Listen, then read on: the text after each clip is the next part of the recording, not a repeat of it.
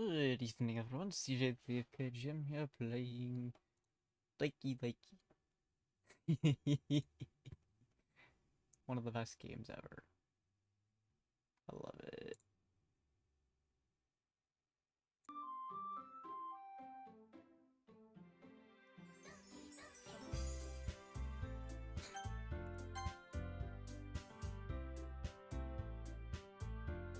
It was that one. Let's just jump straight into it. There's nothing more I need to explain about this because festival's right around the corner, which I heard stuff happens then. And I am prepared, but I'm not at the same time. So with that, let's just jump straight into it. Aw, man. I'm the last one here again. Don't worry, I just walked in too. Were you practicing piano again? Yeah.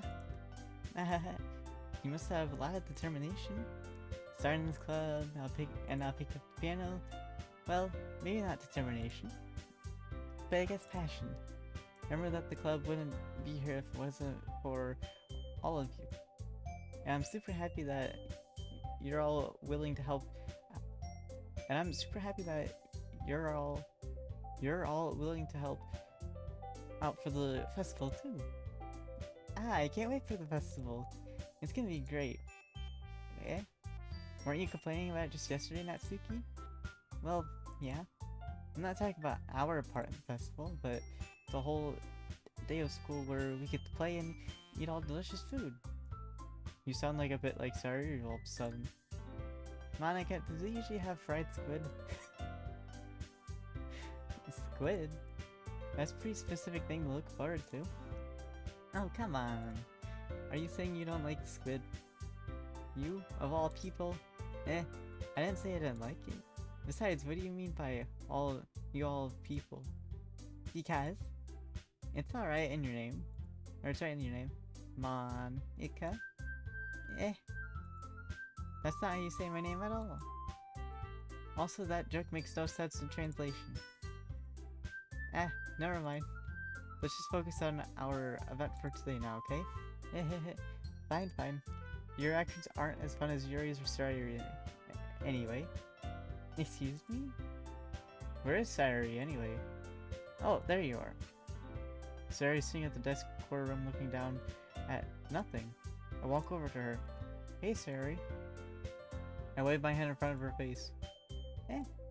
You're spacing out again. Sorry. Don't mind me. You can go talk to everyone else. Huh? Is everything alright? Of course. Why wouldn't it be?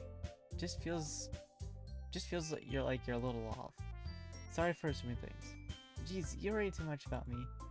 I'm fine, see? Sorry shows me a big smile. Don't let me distract you from having fun with everyone. Well, alright. You say so. I worriedly glance at Sari before turning back towards everyone else. But the conversation is already dispersed with everyone back at their usual activities. Maybe I should ask Monica if she's noticed anything about Sari recently. Since they're preparing for the festival, they must be spending a lot of time together. I timidly approach Monica, who's shuffling through some papers at her desk. CJ, what's up? Hey, this might sound strange, but I just noticed anything up with Sari recently? Anything up with her? In what way do you mean? Maybe I'm reading into it a little too much, but she seems downcast today. Oh, you think so? I can't say I've noticed anything about her. Monica appears across the room at Sari, who idly dragging a rubber eraser up and down her desk. Maybe there's something on her mind, but I'm surprised I'm not the only one asking you, CJ. You certainly know her a lot better than I do. Yeah, but she's never really like this. She's always talked to me about things that bothered her. So this time when I asked her, she was really dismissive. Sorry, I know it's not your problem. I just wanted to ask if you know anything, so I'll drop it now. No, it's important to me too. I mean, I'm also friends with her, and I also care about the well-being of my club members, and you know, maybe I'll try to talk to her myself. You sure about that? She seemed like she wanted to be left alone. Are you sure?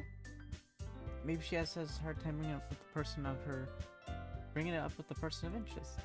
Person of interest? What do you mean by that? I'm saying that maybe the thing on her mind is you, CJ. Me? How on earth would you come to that conclusion? Well, I probably shouldn't say too much, but Sari talks about you more than anything else, you know. She's been so much happier since you joined the club. It's like an extra light turned on inside her. What? No way. Sari is always like that. She's always been full of sunshine. It's not any different now that it's always has been. You're so funny, CJ. Have you thought maybe you've always seen her just so cheerful? Because that's just how she is when she's around you. Ah, I said too much. I'm sorry. What do I do now anyway? I didn't mean to jump to conclusions so you should forget what I just said. I'll try to talk to her, so try not to think about it for now. Ah. Alright. Monica smiles meaningfully. I know she said to forget it, but I already know that I won't be able to get any words out of my head. Monica stands up from her desk, walks over across the room. I'm sorry to say I watch her kneel down next to Sari and gently talk to her, but she's keeping her voice so quiet I can't hear from here. I sigh and I'd sit down myself. I know Sari told me not to worry about her and to have fun with everyone else. But that's possible when she's behaving like this. Exactly how much do I care about her? I'm letting this weigh me down so much? Now it feels like I'm the only one behaving out of the ordinary. But there's nothing I could do besides wait for Monica. Why does it feel like I'm being watched? Glance around the room. Suddenly I know I see Yuri peering at me from over her book. She looks away just as quickly with a flustered look on her face. I realize that she won't get anywhere like this. I've never really seen Yuri approach anyone or start a conversation on her own accord, so I have no choice but to approach her myself. By now it's easier for me to do that. I stand up from my desk and sit to the one next to her own. I didn't mean to bother you anything. Relax, you didn't even do anything. But I could tell that you wanted to be alone with your thoughts. Alone with my thoughts? How are you able to tell that I was thinking like that? Well, it's something that I do a lot, so it wasn't hard for me to spot based on the posture and expression. Not that I was staring or anything. I didn't do anything creepy like that. In any case, I guess you were right. I'm sorry if I caused you any concern. Don't apologize. Your troubles are only so those who are willing to share in that concern. Of course there are certainly those who will find the most comfort in keeping to themselves. But if you would prefer to share what's on your mind, then I would be glad to listen. Ah, it's really not that big of a deal. I was just feeling a bit uneasy about Sayori. Sayori? Yeah, she seems a little off today, but when I asked her about it, she didn't want to admit it. So I can't help but wonder if something happened to her. Oh. That's quite romantic. Sorry. I didn't mean to say something stupid. It's not that, I just didn't want you to misunderstand. Sarah and I have just been friends for a long time, that's all. Ah, I see. Then perhaps it is unusual for her to be dismissive to you about her feelings. Or maybe I'm just reading it a little too much. CJ, the world is full of meaning, often hidden beneath plain sight. And there is so many untold stories behind every person, no matter how well you may know them. Ah, so you think there might be something behind it after all? I think that Sari's a very complex person. Her mannerisms on the outside don't always match what may be going on inside of her head. And she may not always know what she wants. Goddamn. I noticed her strange behavior today too. And I also feel some concern for her. But in your case, it looked like she was fully occupying your thoughts, wasn't she? Well, I guess that was the case. Sari, she really means a lot to you, doesn't that she, uh, I, I guess. But you don't need to put it in that way. We're just good friends, that's all. Yuri suddenly looks deeply into my eyes. Her expression is gentle and curious, as if she was searching for something else. Embarrassed, I avert my gaze. God damn.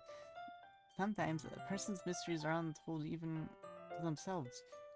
And you, as someone honest and caring, may uncover the feelings you weren't aware were in you.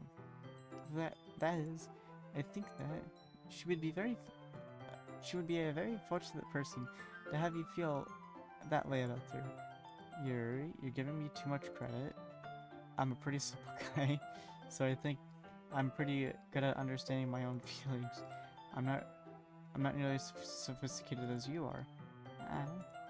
That's not a compliment, is it? It is what it is. Anyway, as long as we're happy, why don't we do some reading? Well, as long as you're okay with it. Yeah, I should be taking my mind off this whole thing anyway. Okay, everyone. After some time passes, Monica calls out to the club room. Why don't we share our poems now? Before I know it, everything is back to normal. Nothing awkward happened. Apart from the Sayuri thing, but yeah. Everyone goes for Truthers poems, and I do the same. I make eye contact with Monica, and she smiles at me. I wonder what she was talking about with Sayuri.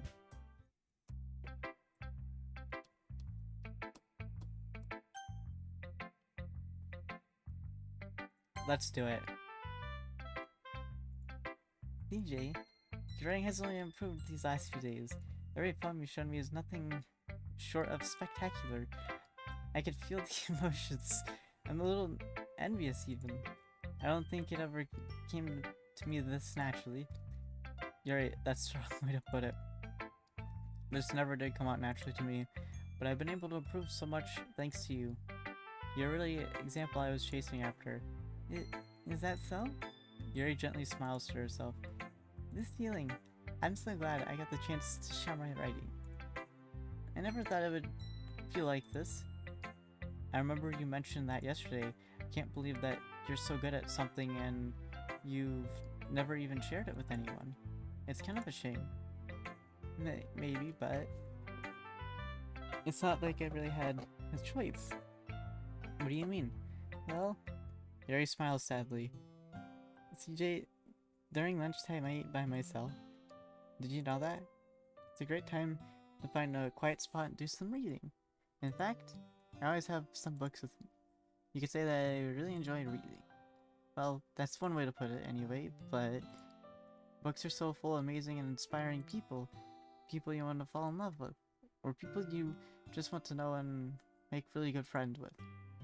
Cheerful people will always put a smile on your face. Or deep thinkers and problem solvers who discover the mysteries of life. So when you look at it that way, I'm surrounded by friends every day. You know? And those friends don't laugh at me. They don't tease me for spacing out all the time. They don't make fun of my body type. And they don't hate me for acting like a know-it-all. People say that about you? I'm not a know-it-all, CJ. It's the opposite. I don't know anything. I don't know how to talk to people. I don't know how to make people see me as normal. I don't know how to make myself happy. I have all these feelings, and all I can do is read with them is read and write. But it was until now that I started sharing it with you that I really understood what was missing all the time, but I haven't really done anything. No, that's wrong. Just being patient and respectful, that's really important to me. I know I'm a difficult person, CJ. I speak too slowly. I second guess myself all the time. I read too deeply into things.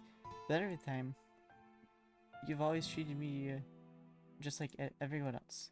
It's so rare that I feel comfortable with myself and when I talk to others. That's why every time I talk with you, I just feel really happy. I see you. Well, I treat you how you deserve to be treated, Yuri. And if other people don't see it that way, then screw them. I mean, join the club hoping I would make friends, and I would say I've at least one success. Wouldn't you? If you put it in that way, yeah. We're really friends now, aren't we? Jerry puts her head in her hands, but this time she's smiling as she does it. Do you want to show me your poem? Yeah, I do. Let me get it for you. Ghost Under the Lights Part 2. The tendrils of my hair illuminate beneath the amber glow, bathing in the distance blue-green flickering lights. A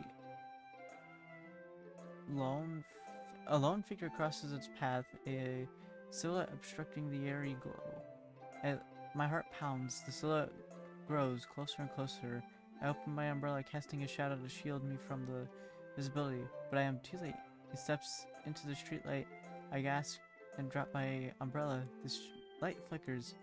My heart pounds as he raises his arm. Time stops.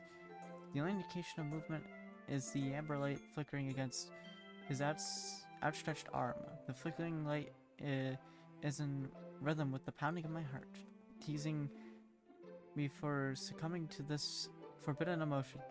Have you ever heard of a ghost feeling warmth before? Give up on understanding. I laugh. I understand is overrated. I touch his hand, the flickering stop, the ghosts are blue-green, and my heart is amber. Alright. Finishing the poem, I start to hand it back to Yuri, but instead of taking it from me, she looks away. Do you dislike it? Oh no, no, of course not. I just don't really know how I should respond. Despite Yuri's poem being cryptic, it wasn't hard to figure out what this one was about. I don't know if I'll be able to explain this one. That's fine. I understand this one.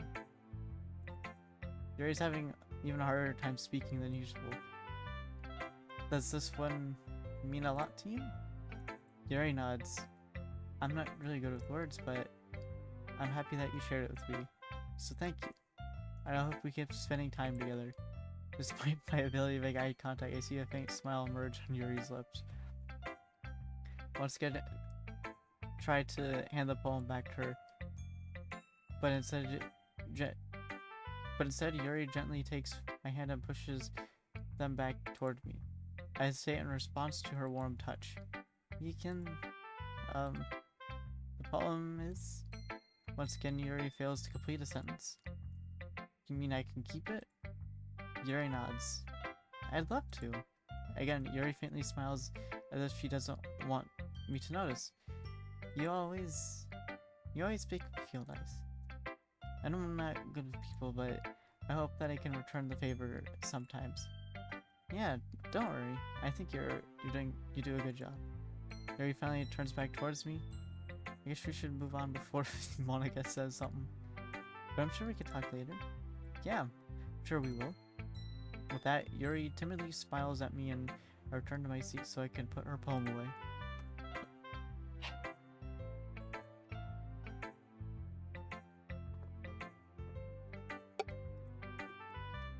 I have a thing where I always do Monica last. I think I'm gonna do Monica last because that's just the thing.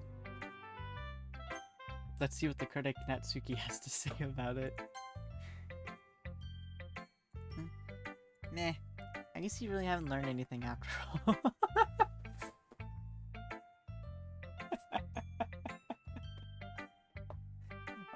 The critic Natsuki, right out off the bat, she just hit a fucking home run right there. Honestly, I don't know why I got my hopes up in the first place. What? I didn't think this one was that bad. What did I do wrong? Poems don't need to be all deep sounding to express something. It's going to just sound like you're forcing it unless you don't really suck at it. Honestly, don't bother trying to write poems like this until you're on Yuri's level. Natsuki stops short all of a sudden. Don't tell me. You're you're not just trying to impress Yuri, are you? What are you talking about? Keep your voice down. You know, Yuri would love this kind of this entity. Just because she's talented writer doesn't mean I mean looks like I'm in trouble. I somehow struck a nerve, though what it does is beyond me. I'm still done with you. Natsuki shoves the poem I handed to her back over to me. Take your stupid poem you wrote. If you wrote it for someone else, just don't show it to me. Ouch. This is what I get for letting a younger girl step into my business. Unless I was a mind reader, I was destined to be part of the pain from the start. At least Natsuki wasn't really the girl I was trying to impress in the first place. Yet. Didn't you get to read Natsuki's poem? This one's not gonna go well. It's nice, I guess. Come on, I can already tell you don't like it. Well, you don't need to worry about what I think. And after all, you wrote this for someone else, didn't you? They both caught on, it's game over. Probably Yuri? I didn't write this for anyone specifically. Maybe? That's not really what I meant though. But it's okay. You're making new friends just like I was hoping. That makes me really happy. And you're really happy too, right? In this club. Well, of course I am. Good. That's all that matters to me. Thank you, CJ. Sorry?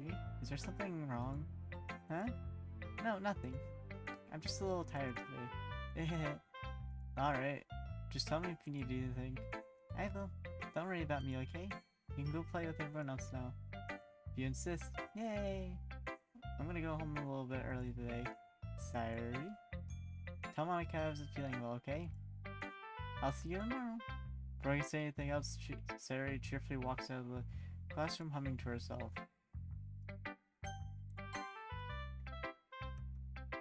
Hey CJ, have you thought about what to spit for the performance at the festival? Well, being in this club is one of the things, but performing in front of a bunch of people, I'll give it some more thought. Okay, no pressure. But whatever you do, I'm sure it'll turn out great. It would also make me happy to see. Anyway, let's take a look at your poem today. Sure. I let Monica take the poem I'm holding in my hands. Your style's gotten so refined, CJ. Yuri's been teaching you a lot, hasn't she? Well, I guess so. Yeah, I've been noticing how much time you spend with her. It's like the whole school's gonna know. I think I've heard her say more words these past couple days than she's talked in a whole year. Not sure how you did it, but I'm pretty impressed. Well, she just needs some patience and a way to talk about all the things in her head, I guess. I'm still getting the hang of it myself. You're certainly putting a lot of effort into it. You must really like her. That's... It's awfully suspicious, you know. Spending time with a girl in the club room every day. Reading that edgy novel with her. Well... I just feel bad she has a harder time socializing. It makes me want to make sure she doesn't spend all of her time alone. Besides, the novel isn't too bad either, you know? Alright. I get you. Just be careful, alright? I know Yuri isn't used to opening herself up. So if anything bad happens while she's vulnerable, then it could be really hard for her. Her books aren't a total escape from reality, they're just a bandage. You say that like I'm going to hurt her. Sorry, I didn't mean that. If anything, she might accidentally hurt herself. Anyway, I'll share my poem with you now, alright? Alright. Only 2 poems for today. The lady knows everything. An old tale tells of a lady who wanders Earth. The lady who knows everything. Beautiful lady who has found every answer. All meaning, all purpose, all that was ever sought. And here I am. Feather, lost adrift the sky, victim of the currents and wind. Day after day I search with little hope, knowing legends don't don't exist. But when all else has failed me, when all others have turned away, the legend is all that remains. The last dim star glimmering in the twitlit sky. Until one day, the wind ceases to blow. I fall and I fall, and I fall and fall and fall even more, gentle as a feather, a dry quill expressionless. But a hand catches me between the thumb and the forefingers, the hand of a beautiful lady. I look at her, I find no end to her gaze. The lady who knows everything, I know what I am thinking before I can speak. She responds in a nice hollow voice. I've found every answer, all of which amount to nothing. There is no meaning, there is no purpose. We all seek only the impossible. I am your legend does not exist. And with a breath, she blows me back afloat, and I pick up a gust of wind. You know, I feel like learning a lot. I feel like learning and looking for answers are always sorts of things that give life meaning. Not to get too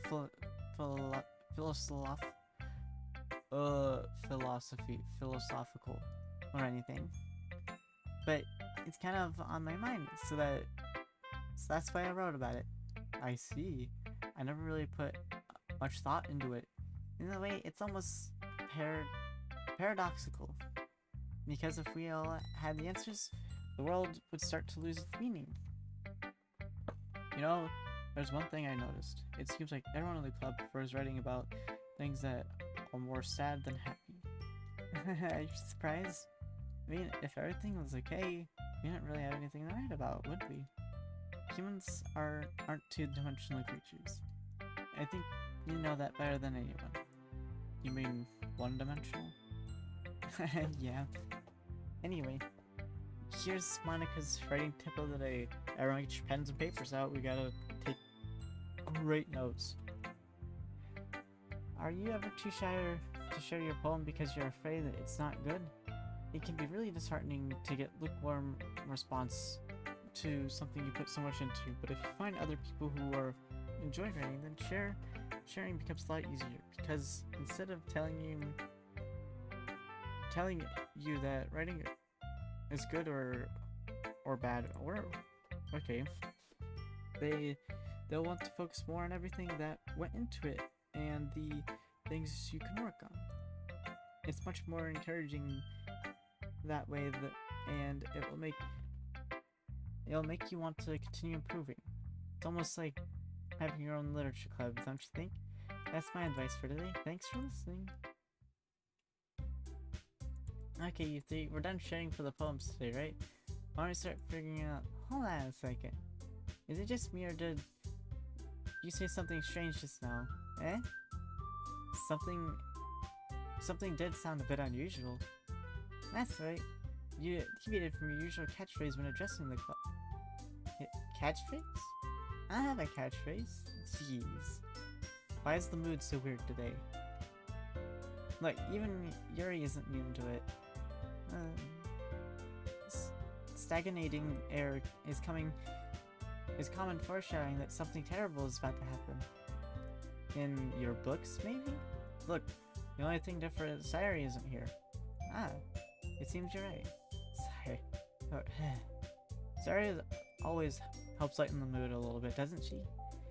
It's almost like everyone's balance is thrown off a little when she's not around.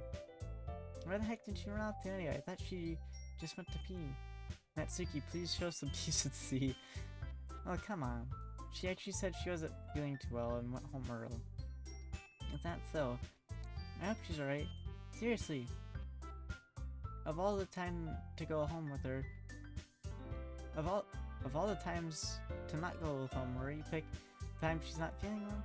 So much for you for being all lovey-dovey. No.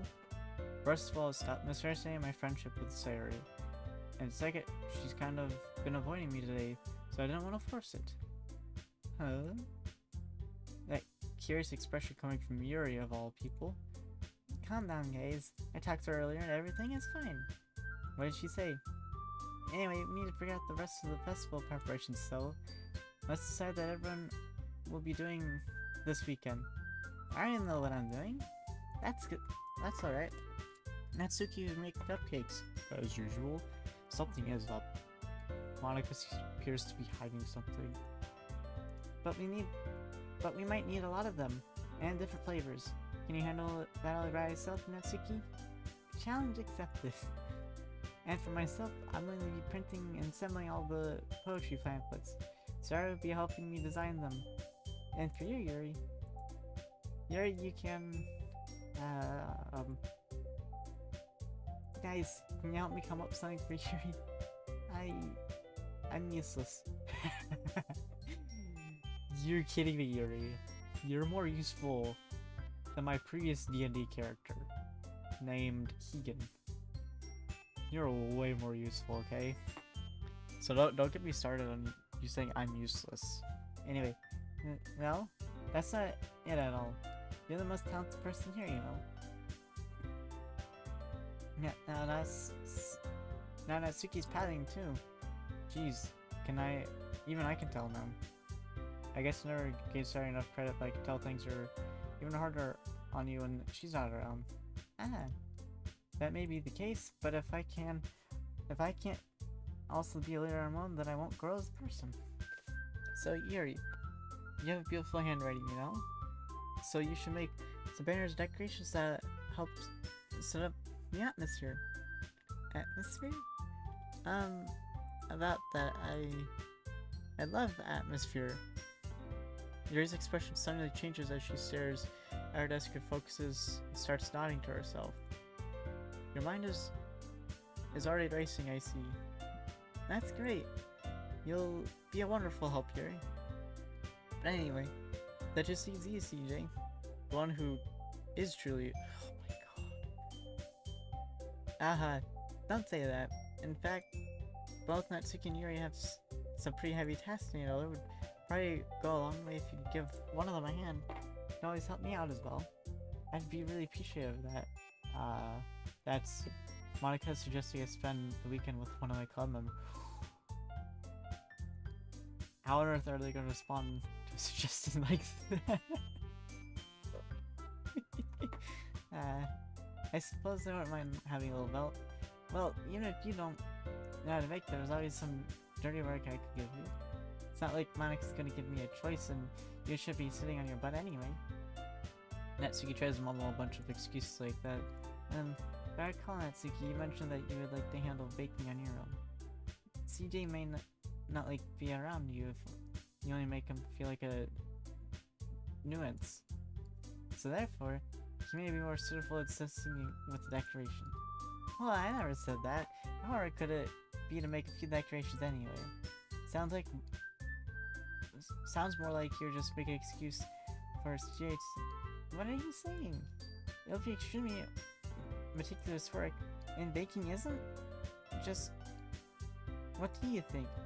Guys, let's slow down for a moment. Then I think it's up to CJ to decide how you'd like to contribute. Besides, he hasn't really got a chance to spend any time with me yet, you know? Oh no. So I'm sure he might be interested in... You literally just said, I'm surprised as well. Sorry. I was just saying though, geez, can we just sell this already? Yeah. CJ, you're okay with this, right? In the end, it's up to you. Of course. Very well. In that case, everyone looks straight at me. Yuri seems like she needs the most help. I'll probably be most useful helping out Yuri. Me? Are you serious? Why would you? Natsuki, I can already tell you this, but tell you're about to say something mean. No? I was just saying. Look, so you'll be helping Yuri then, CJ? Yeah, that's what I'm gonna do. I'm glad. I had a bit of a habit of overthinking these sorts of things, so I think your sister is very useful. That's great to hear. Natsuki, will you be able to handle baking yourself? I mean, yeah. I already said it'd be fine. Okay. So everyone can tell that Natsuki's feelings a little sour. So is that everything we need to go over? Yeah, that should be about it. Are you guys excited about it?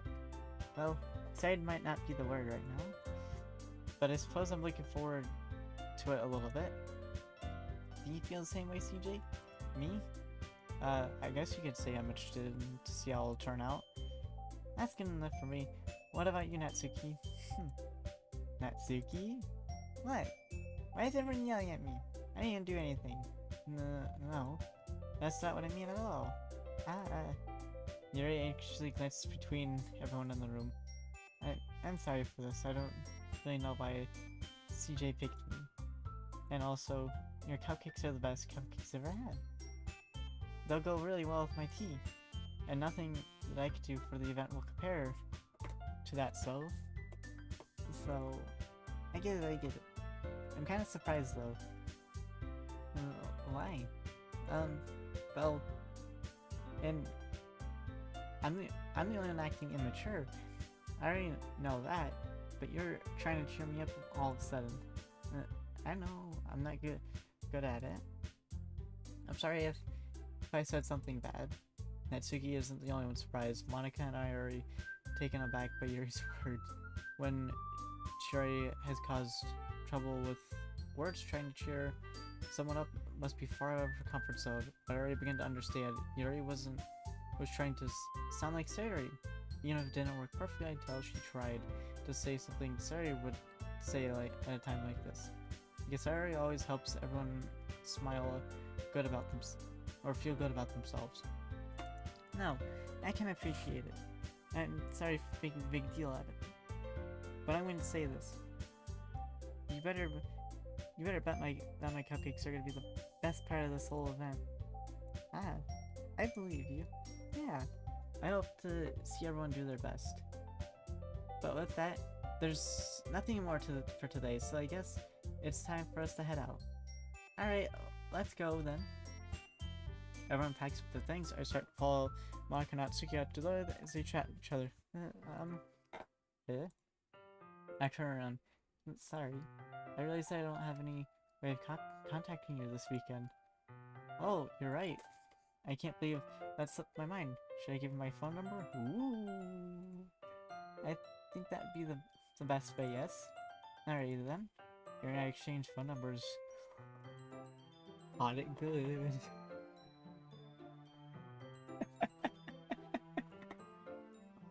Okay, then I'll be stopping at your house on Sunday. Eh? My house? Is that a problem? No, not at all. I just thought I'd be the one going to your house since I've been helping you.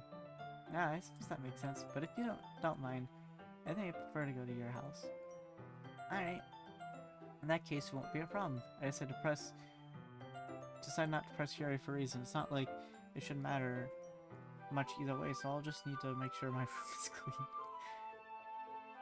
I hope I managed to make myself useful in some way. I'm not nearly as creative as you are. Don't underestimate yourself, CJ.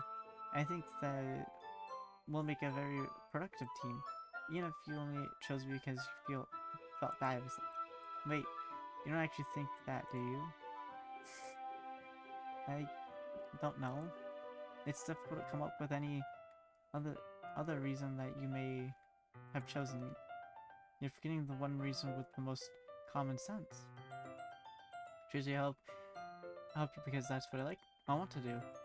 But Yuri thinks to herself with an extreme tense expression. Yuri, you're overthinking this. You wanted me to point out what you're overthinking, right? Yeah. I didn't realize. I'm telling you, I want to. That's all there is to it. Do you believe me? Yuri thinks really hard again. The gears are grinding. She looks straight into my eyes for a long while. I believe you. As if it took her tremendous effort, Yuri finally says that and relaxes her expression. And I'm really looking forward to Sunday. Yeah, I am too. After that exchange, I make my way to the door and Yuri follows. I can't believe this. Yuri's going to be coming to my house on Sunday? My anxiety shoots to the roof. Even though I've gotten pretty used to handling her at this point, there's no telling what might end up happening when we're outside school. One of that, she told me that she's looking forward to it. Is this a chance I have to make something happen between us? Or is it too early for that? Only time will tell. But until then, I won't be able to take my mind off it. Seriously can't wait.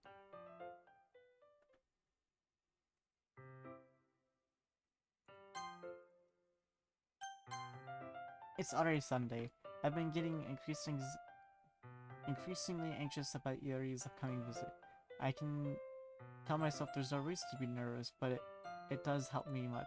Yuri's clearly an introvert and also intimate person in general. There's no doubt that she'll open up a little bit when it's just the two of us. Meanwhile, we've been even texting occasionally. She's extremely apprehensive at first, but it wasn't long before I was already learning more about her. But putting Yuri aside, I haven't heard anything from Sari since she left club early the other day. It's not like we text each other all the time or anything, but I've been worried about her in the back of my mind. Between Sari said and what Monica said, it's really okay to put off Sari's feelings aside when she might need me. I decided to visit Sari before Yuri comes over. Rather than asking her, I simply tell him I'm coming over, much like I've done in the past. When I reached Sari's house and knocked on the door of entering myself, again we used to play often, so that made it a habit of simply entering each other's houses like we're family. The house is quiet. Sari isn't anywhere on the first floor, so I assume she's upstairs in her room. It's very strange for her not to run down and greet me. I head up to her bedroom, where I finally find her. Sari? Hi, CJ. Sit down in her room. Sari forces a smile, but it's easy to tell that she's different. There's a minute of silence between us. You haven't come over like this in a long time, have you? I guess you're right. It has been a long time. Not much has really changed, hasn't it? Sari's room is messy, it's always been. I also recognize the same stuffed animal and the wall decoration that she's had for years now. If you came over more often, it wouldn't be such a mess. That's because I end up cleaning it for you. How could you suddenly wanted to come over today? Are you supposed to see Yuri today? Yeah, but... Wait, how did you know that? Sorry to left by the time we decided that last meeting. Monica told me it's only natural for her to keep me informed about the festival preparations, right? Ah, that's true. But what about you? Aren't you gonna be helping Monica today? Of course.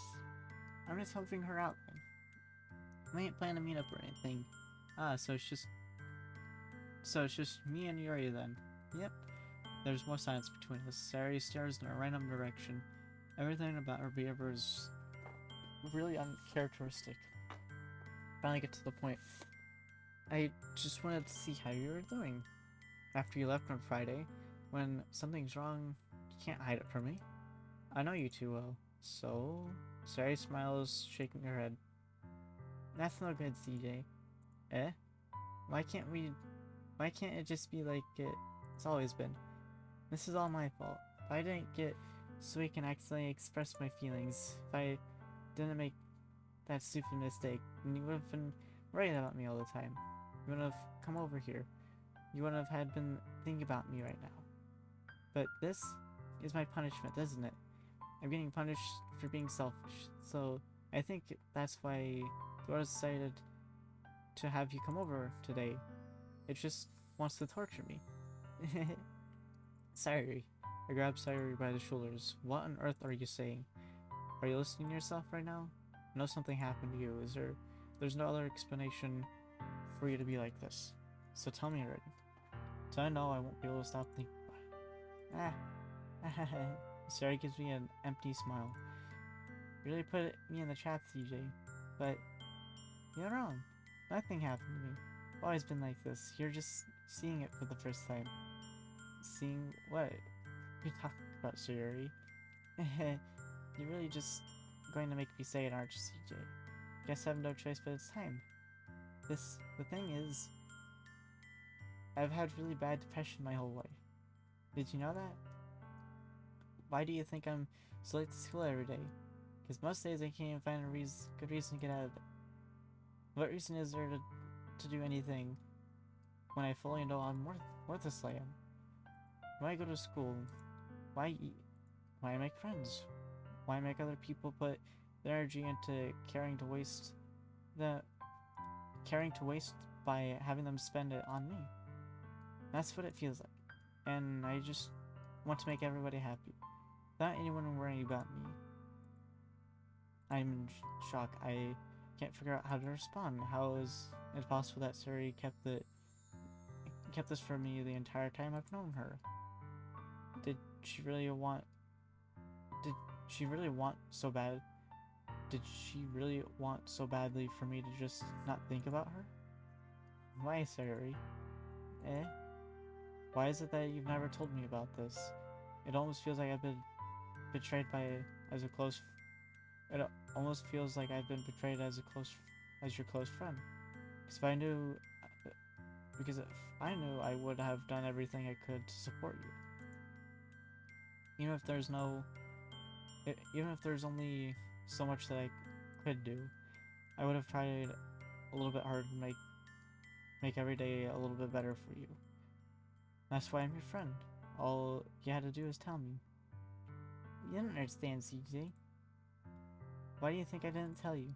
Because if I told you, you would have wasted effort caring about me instead of doing important things. I don't want to be cared about. It's bittersweet when people try to care about me. It feels nice sometimes, but it also feels like bat being swung against my head. That's why I wanted so badly for you to make friends with everyone else. Helping everyone be happy together is the best thing. But then I discovered something else too. Seeing you make friends and get closer to everyone in the club. It feels like the spear going through my heart. So that's why I said the world just wants to torture me. Every path leads to nothing but hurt. You're right. I don't understand. I don't understand your feelings at all, Sayori. But I don't need to understand. Whatever it takes for me to help you stop her. That's what I'll do. No, CJ.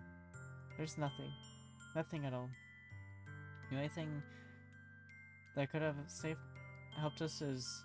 The only thing that could have helped is if everything could be like it was always. But I was selfish.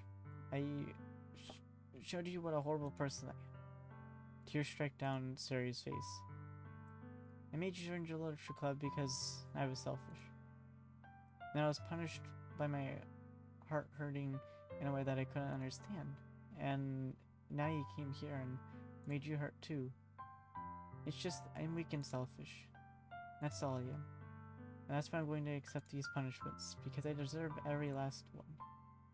Without thinking, I once again grabbed Suri's shoulder, this time I pull her into a tight embrace. CJ. Suri.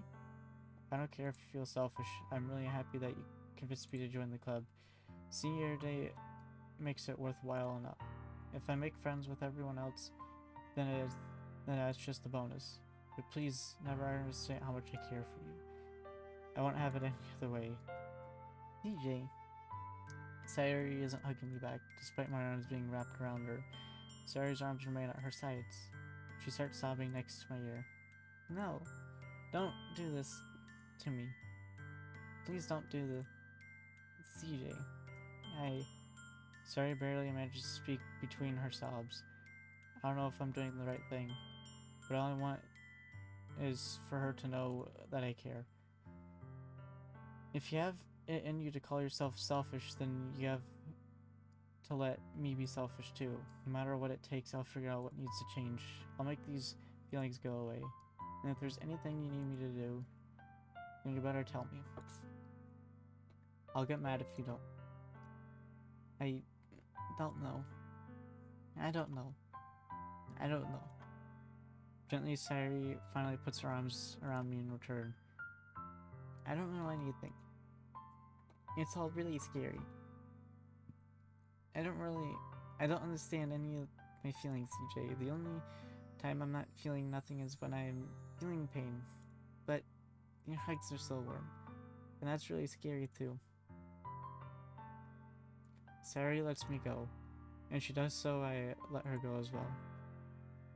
The festival is tomorrow. Yeah? It's gonna be fun, right? Yeah? How would you like for me to spend it all with you? It's what I want. I promise. I think it'd be nice then. Yeah? Sorry wipes her eyes. If I could spend a whole day here, I would. Of course, all this would have to be... of all days, this has to be the one where I have other plans. Maybe I should cancel... No, don't. Please don't. If you did that, then I really wouldn't forgive you. But it's almost time for you to meet me at my house. And at the very least, do you want to come along and help out? It'd be fun. To my surprise, Sayori shakes her head. I'm sorry. I don't know if that would be very good for me today. You understand, right? Ah, it's kind of hard for me to fully understand, but I'm trying my hardest. It's okay. Don't worry too much about it. I'll see you tomorrow then, okay? Alright. I look forward to it. I say goodbye to Sayori and exit her house. On the way, I'll find myself still feeling uneasy, but it's hard for me to keep thinking about it when Yuri is about to come over. I think Sayori is right. I shouldn't be worrying too much, and we're definitely going to have a great time tomorrow. I should just focus on what's ahead of me.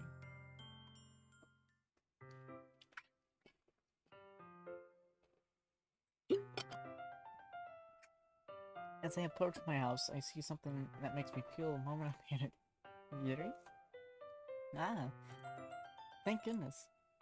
You're a little early. I'm sorry if I wasn't home yet. Were you waiting a long time? No, I just got here.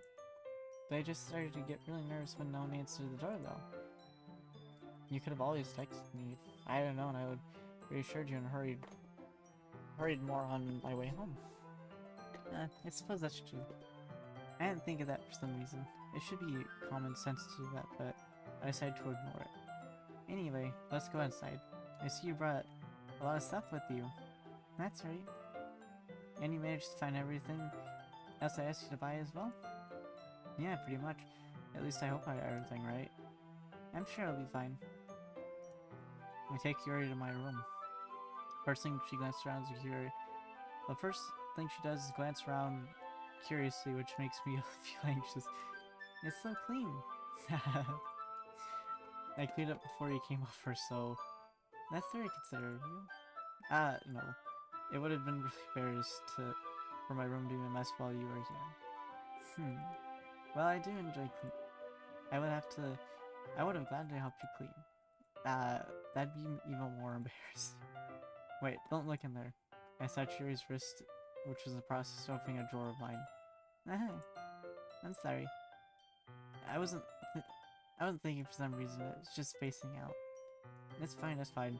Let go of Yuri's as she puts both her hands firmly in her lap, as if she's making sure to keep track of them. So, shall we get started? Yes. I have a few things planned out that you can help with.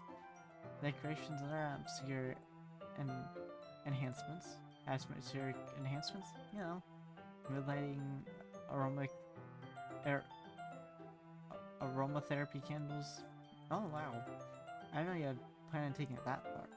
Of course. I wanted to help take our guests to a faraway place. Although many will stop by just out of curiosity. And for cupcakes, I guess. I'm determined to provide an experience that will leave them wanting more. That's great. It's easy to forget when you're a pretty intense person. Ah, intense? I guess that's the best way to put it. Is that a bad thing? No, not at all. It's something that I like about you, actually. Is that so? This makes me feel relieved. And kinda happy. Yeah, no need to be so anxious. You can relax a little. Relax. I brought some things for relaxation. You can use them during the poetry event. Oh yeah, like what? Let's see. Yuri rummages through her bag pulls out a few candles at a wooden cylinder-shaped object. I did some shopping on the way here, and so I happen to have these in my bag. I plan to cover the windows in black pepper and use the candles to light the room. I think that'd be amazing, don't you? Yeah, that'd be really neat. What's that wooden thing, though? Oh, this? It's a diffuser for essential oils. How familiar are with aromatherapy? Not familiar at all. Ah, is that so? It's one of my favorite contributors to a positive atmosphere. Depending on the oils or herbs you choose can change the mood of the air itself. You can even feel it permeate through your body. Relaxation, positive energy, romance, reflection. It's almost like magic. Gary takes the cylinder and pushes the switch on the bottom. In just moments, a thin ray of vapor begins to spout through a small hole in the top. Wow, that smells wonderful. What kind of mood is that one for? This is jasmine essential oil. It smells like a little sweet and flowery, right? Yeah, that's a good way to describe it. I choose jasmine for the event because it provides more relaxation.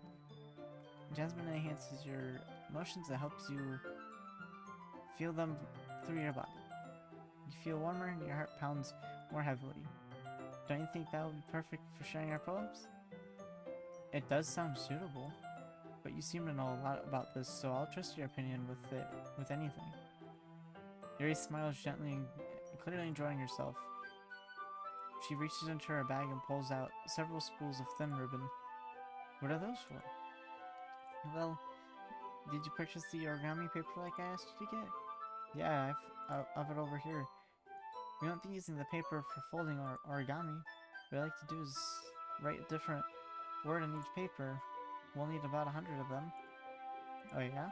What will those be used for? Well, I'm going to cut pieces of ribbon to hang from the door of the classroom. Then we can pass the papers on the ribbons to create a doorway curtain. Wouldn't that be beautiful? It'd also catch the eye of the people pass by the room. May attract some to peek inside. That's really creative. I had no idea you could so good at this, Yuri. Is that so? Well, I'm supposed to do. Well, I suppose I do get a little intense, as you put it. Yuri giggles with red cheeks. Is it just me, or is she more relaxed than when it's just the two of us? Or maybe it's the excitement she feels from sharing something that she enjoys. Here's the mark, CJ. You can write any character you want. Write in any characters you want. I'll help you with once I finish cutting the ribbons. Ah, alright. Sitting on the floor together, the two of us get to work. I carefully draw a character on each paper, doing my best to manage my bad handwriting. Yuri unravels a long strand of red ribbon to her desired length. Then she reaches in her bag once more and pulls out a pocket knife. Eh? The knife is strangely beautiful. The silver handle is an intricate pattern of waves etched into it. The blade itself is gently tinted blue. That's no ordinary pocket knife. It looks really fancy. Well, embarrassed, Yuri looks away. What is it?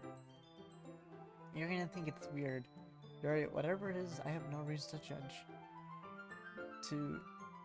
To each their own, you know. If you promise you won't be weirded out. Yeah, I promise. Alright. The thing is, I'm kind of into knives. They're just so pretty. I can't help it. I don't know what it is. The combination of craftsmanship and the feeling of danger, maybe. What am I saying? Please don't think I'm weird for this. You're laughing at me. No, I'm not laughing at you. I'm just funny how nervous you got about sharing. It's just interesting thing to be into, I guess. But I think it kind of suits you. Suits me? Yeah, it's kind of intense. But besides, it's really cool looking knife. I can't deny that. Isn't it? Yuri relaxes her expression once again. Would you like to hold on to it? Sure, I'll check it out. Yuri carefully hands me the knife with handle facing me. I take it I take it and turn it around in my hands. It feels heavy and extremely solid. Where do you even get a knife like this? Curious of its sharpness, I feel the point of the knife with my index finger. Ow! CJ, why did you even do that? I didn't expect it to be that sharp. Barely touched it at all. It's my fault. I should have warned you. This knife is extremely sharp. Warnings after, you know. And cut through skin like it's paper. Oh no. A small drop of blood trickles down the side of my finger. Yuri takes my hand, gives the wound a closer look. Ah! She stares at it and noticeably fidgets. If you squeamish, I'll go wash it off. Ah. Without warning. What?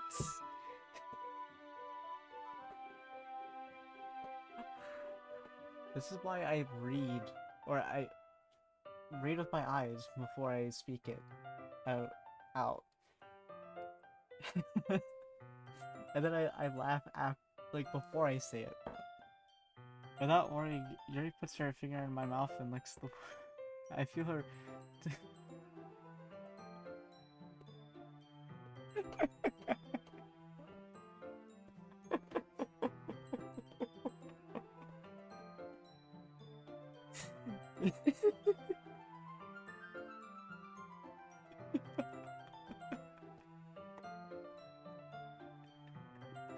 Oh my fucking god. I feel her tongue curl around my finger. Startled, I instinctively pull my hand back. Oh, please forgive me. I wasn't thinking. Yuri lowers her head, her face burning up. Yuri? That's the most embarrassing thing I've ever done. How can I do something like that? I'm sorry. Sorry. Sure was a little weird, but it took me by surprise. Now, I understand to a certain extent, but the reason why I laughed is because some things you just don't think you're ever going to say or read, and then boom, it's right there and you're like, oh, okay. Now that's funny because I never thought I'd ever read it, like mentally, or even say it out loud. And it happened, that's why I laughed. I wasn't laughing for any other reason. Oh my god. But I guess she was just trying to help, right? Yuri, I think you overacted a little. She doesn't look red. What if she doesn't recover from this for the rest of the afternoon? Alright, you know what? This might be a stupid thing to do, but anyway, take Yuri's hand and lick her index finger in return. CJ, did you really just do that? Now we're even. Yuri just looks at me like I did something wrong. I know that would be a bad idea. Not for the sweet aroma of jasmine oil air, the air would be extremely heavy right now. You're so weird, CJ. Yuri giggles shyly. Yuri called me weird. I have no response to that. Where do you keep your bandages? I don't think I need one actually. It was just a tiny cut. Like, sorry, stop bleeding. I see. That's relieving. The tension is quickly lifted. We each resume our respective activity. I watch Yuri's cutting knife through the ribbon like it's nothing but air. Meanwhile, I continue to make progress on the paper. After we finish attaching the paper to the ribbon, we lay them all outside.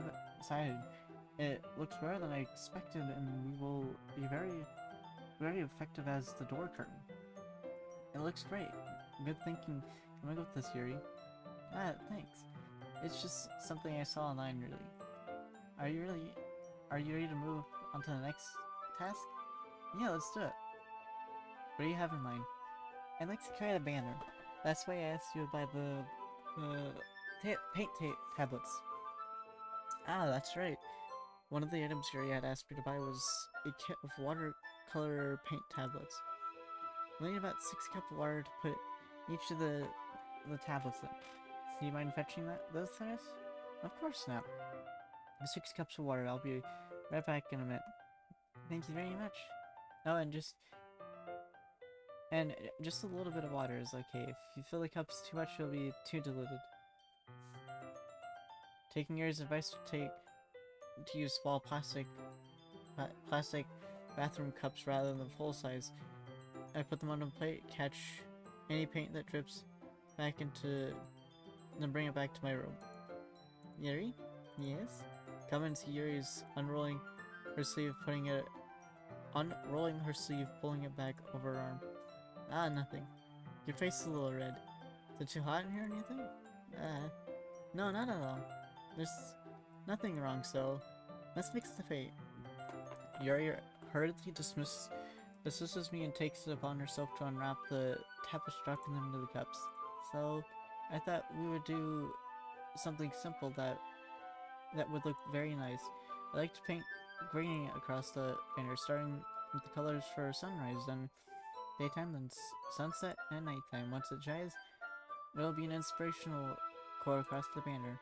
You can hang on the wall behind the podium in front of the classroom. Ah, neat. What do you think? What are you going to write?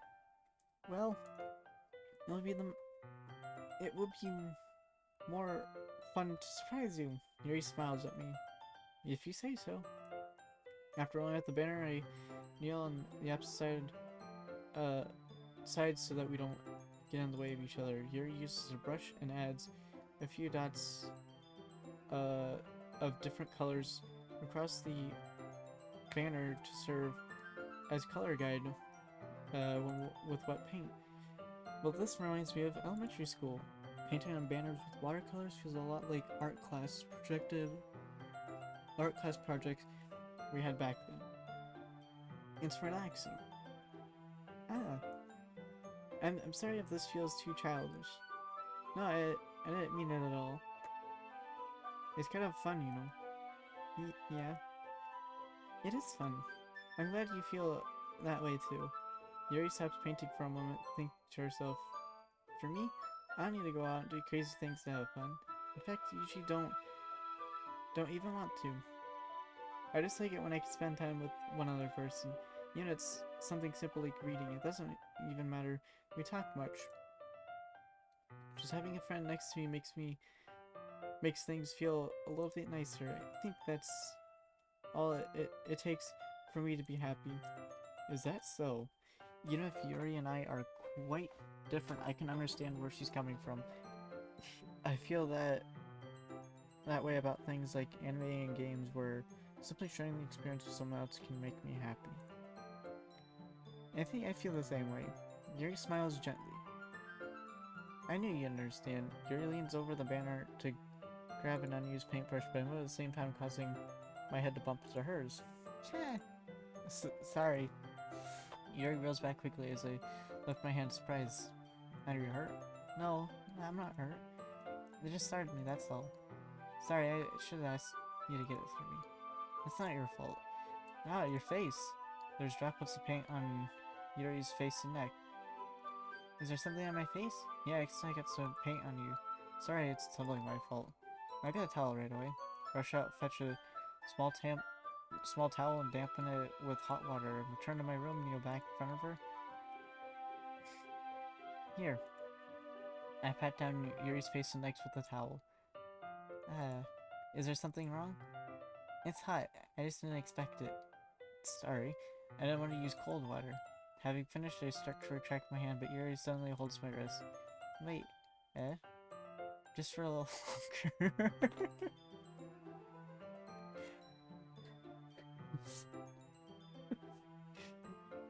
It feels really nice.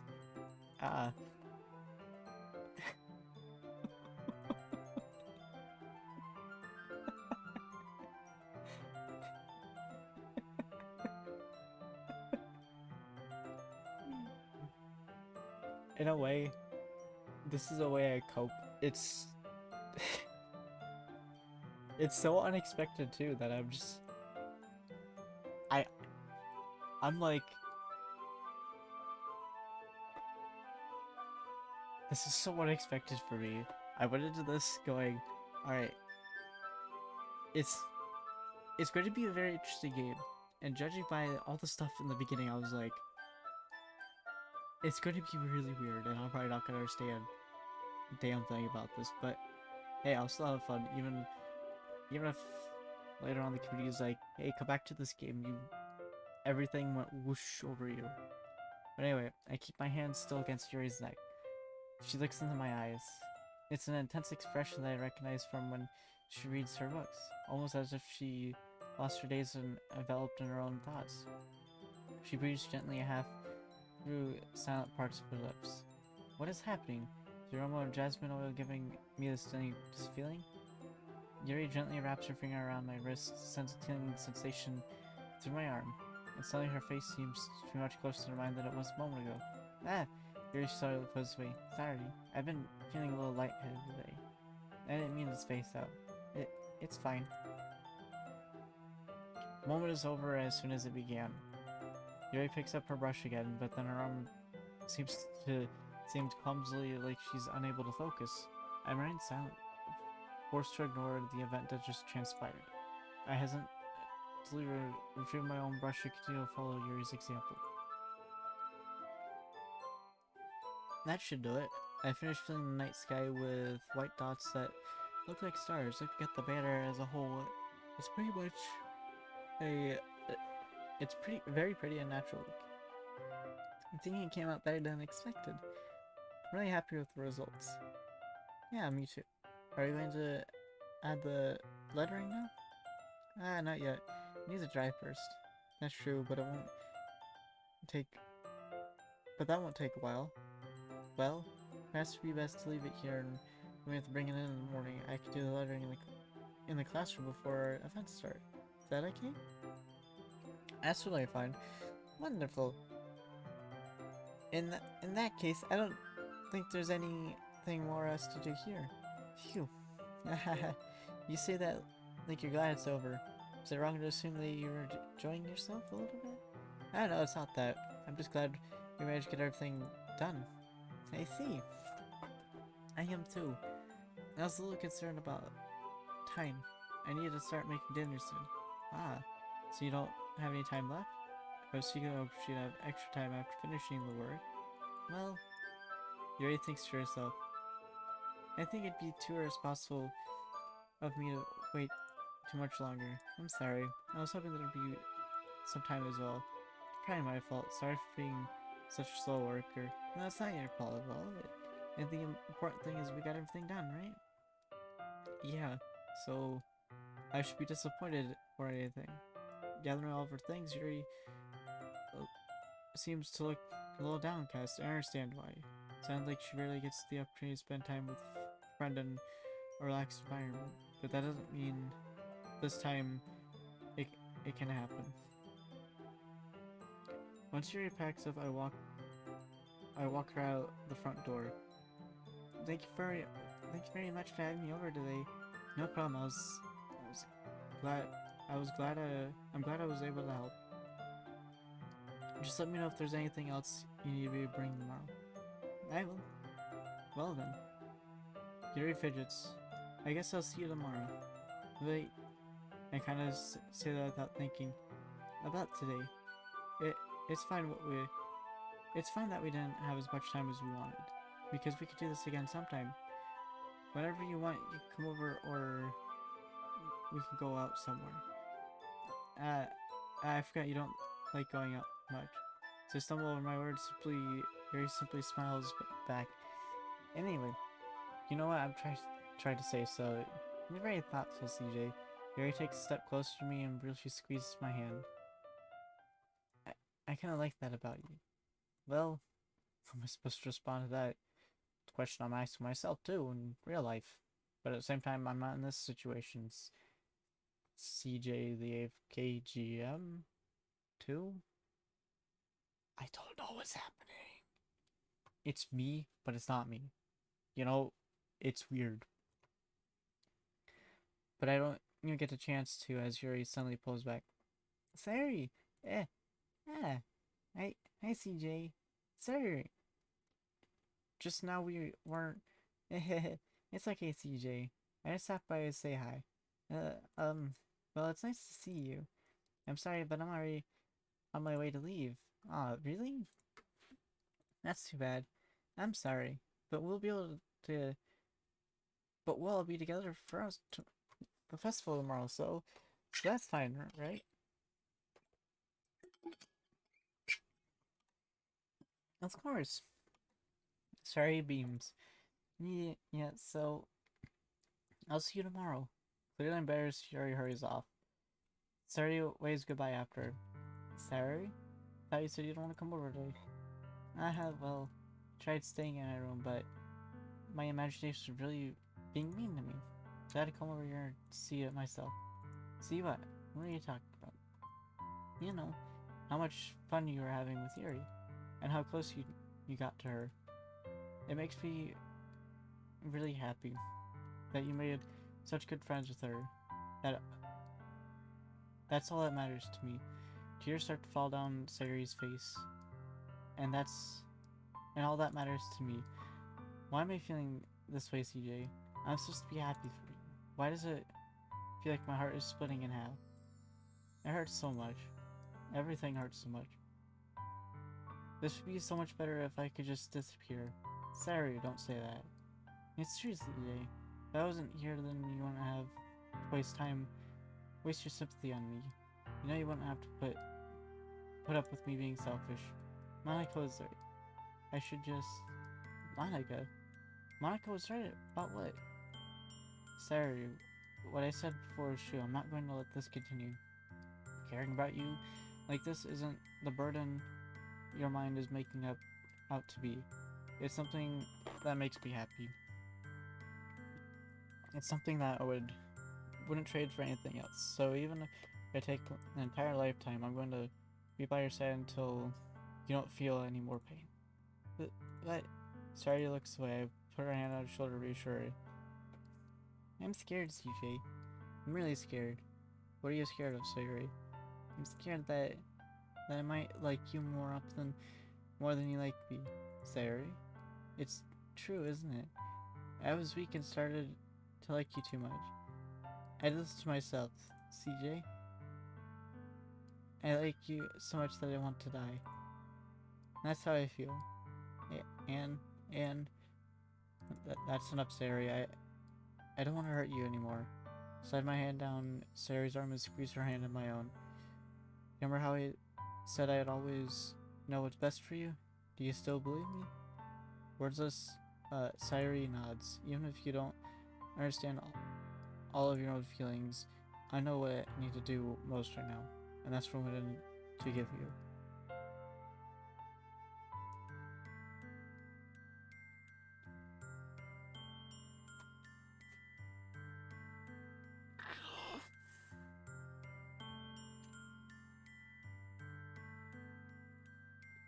Oh my god.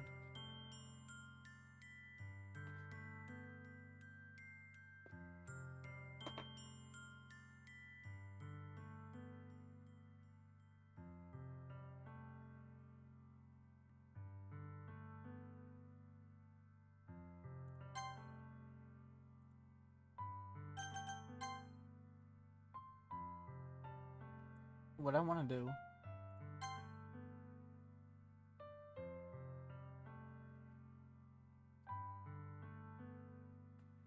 is in a way go back from the beginning and do all of the stuff, because I believe there was one between here and here that I missed.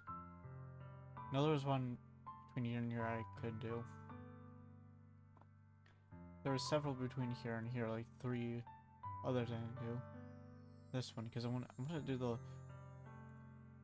the whole story. But fuck.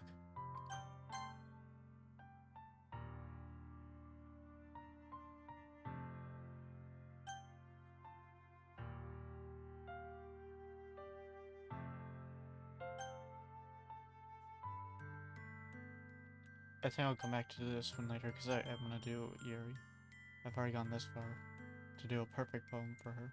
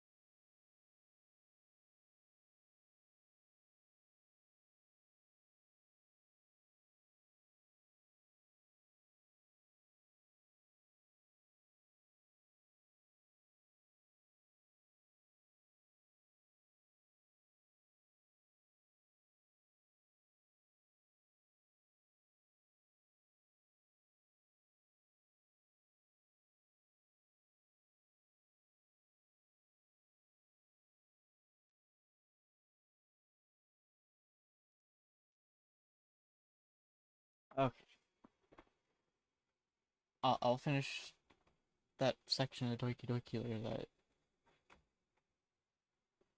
hit me a lot harder than I was expecting. Fuck.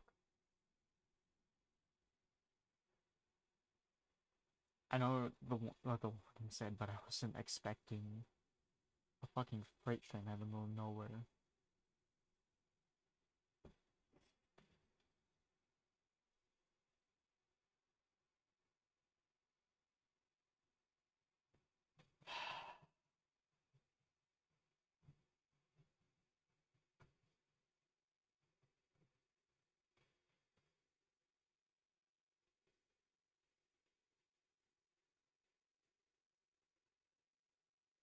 Let's have some fun with the pistol actually today.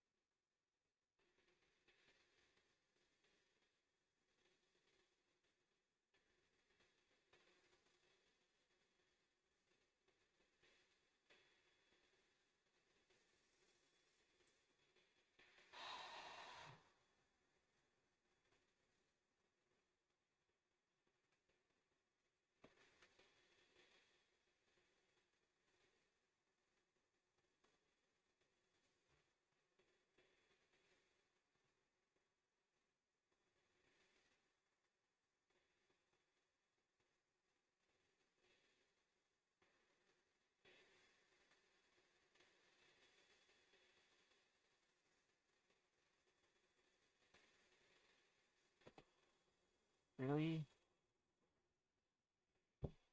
The worst, one of the worst fucking maps in the game.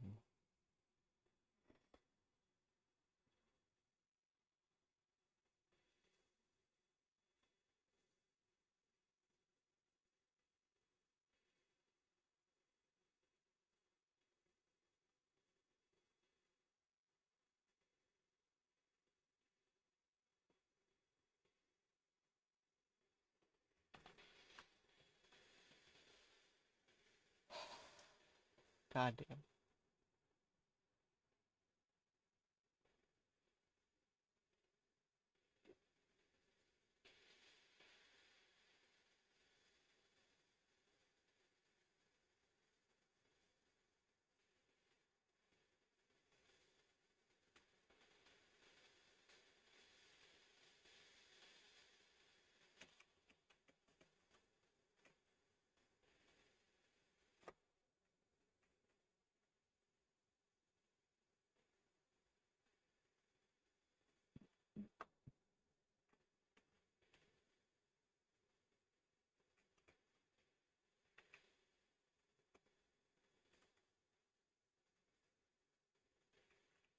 God damn it. Anyway, yes, yes, yes. Why did I go with the pistol, man?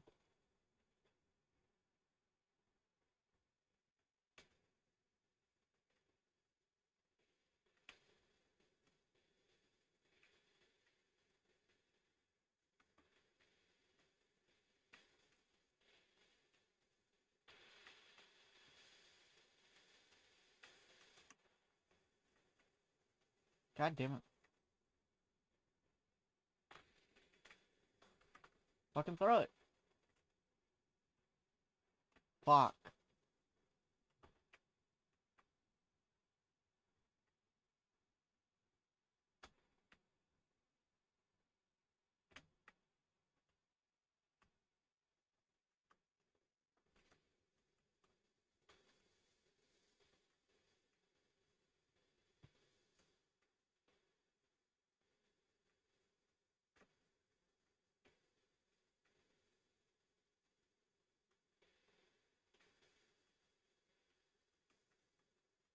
God dang it. I think it's class 3 I'm looking at, right? Yeah. I'm gonna switch because I'm gonna get a little serious, actually.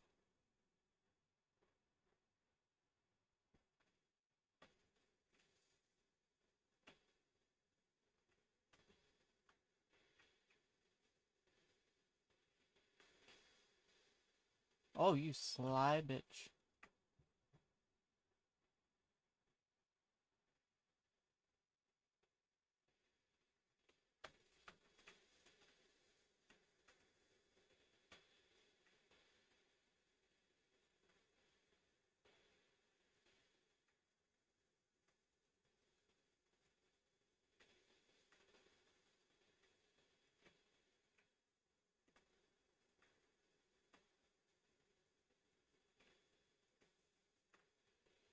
Oh my fucking god.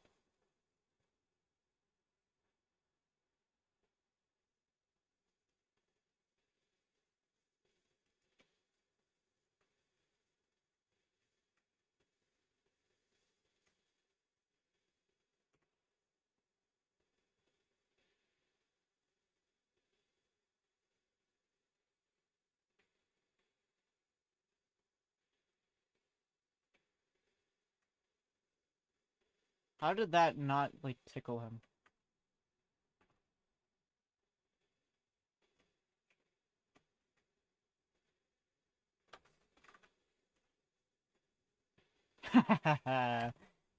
Got the revenge badge on you, buddy.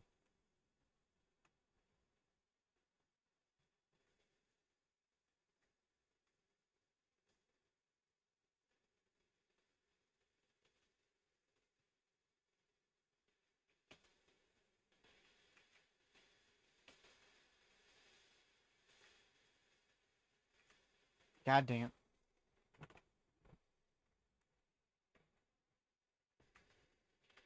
No.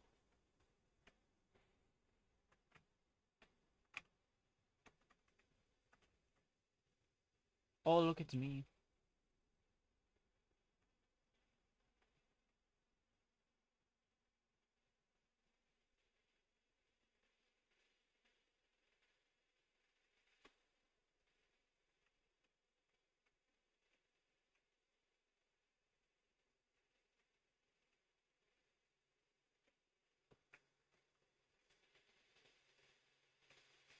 What?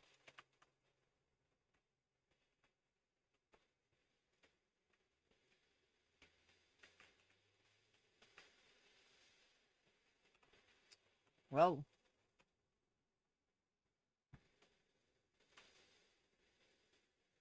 I was not aiming for hot swap, okay? I was actually aiming to actually switch my goddamn gun.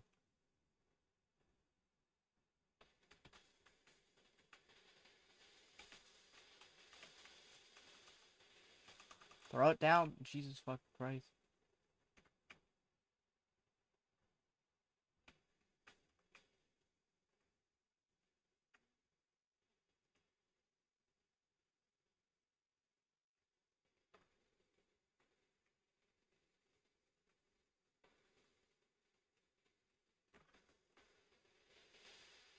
Haha, I dropped it.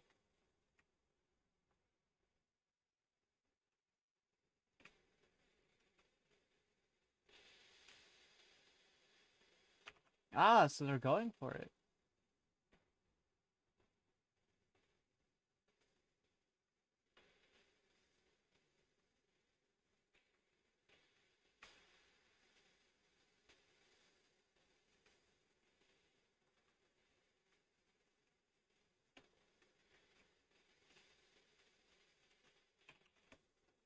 An eye for an eye.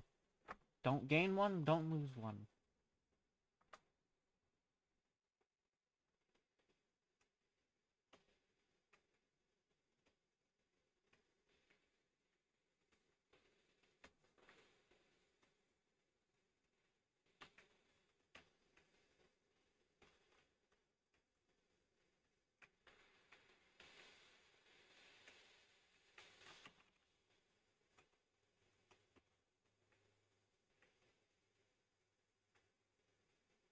I had 69.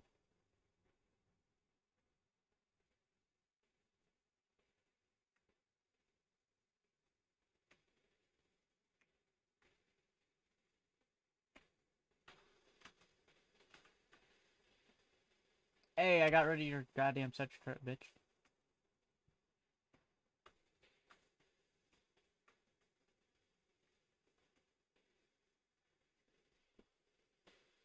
And that's why you always fight uphill. Or,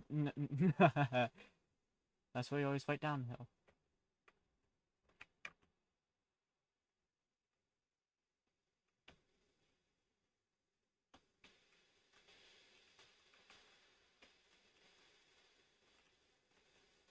What?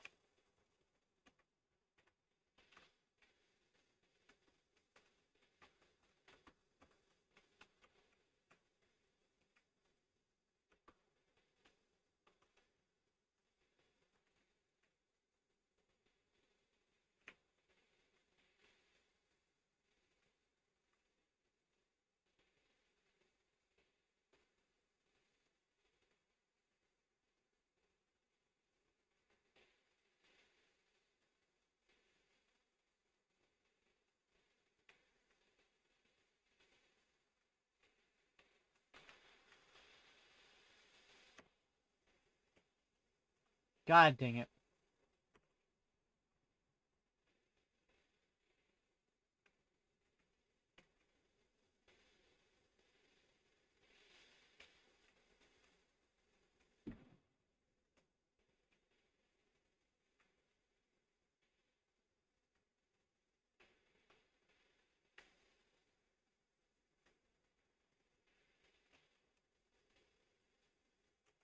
Good thing you didn't place down the trophy system.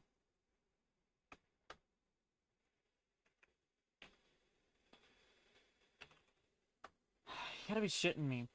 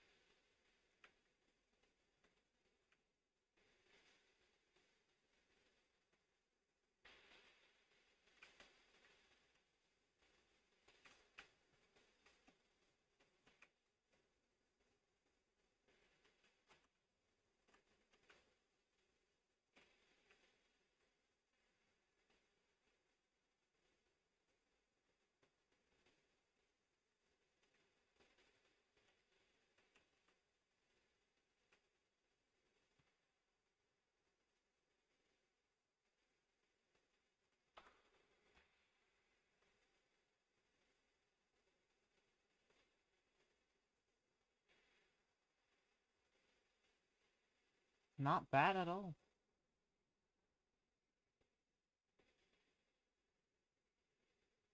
And everything with the iron sight, no less.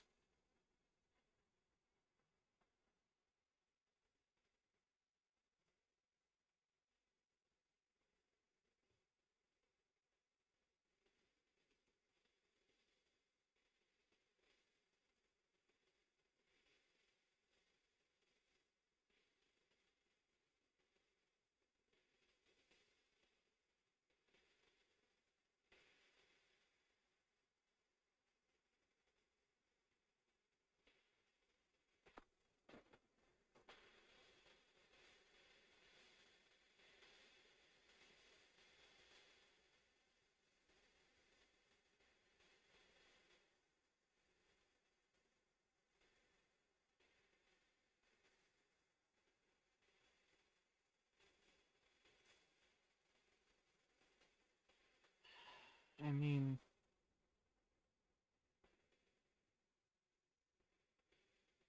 I honestly prefer a pop clicks better than checkmate, to be 100% honest.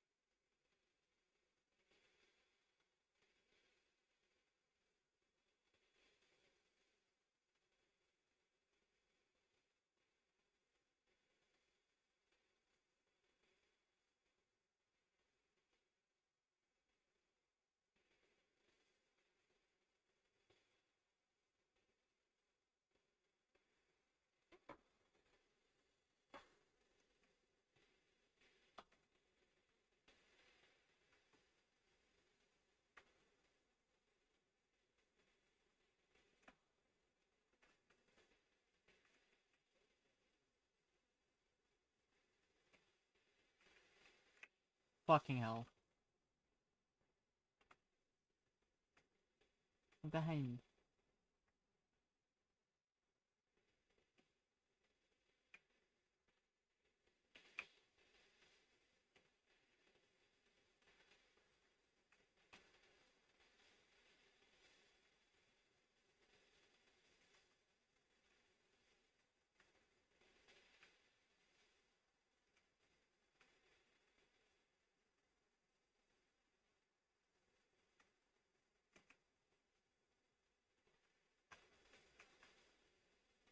Where is every...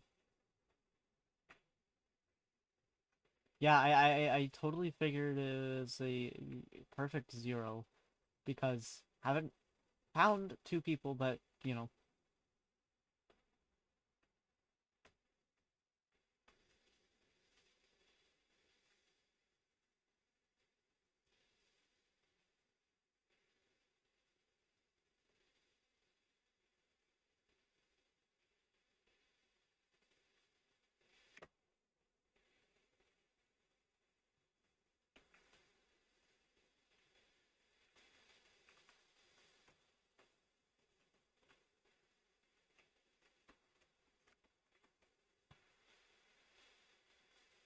How did he just run past me?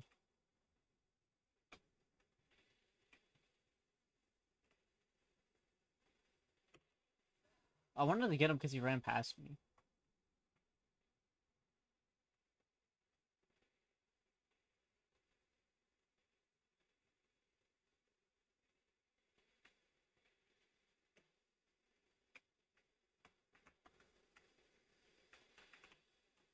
Fucking hell.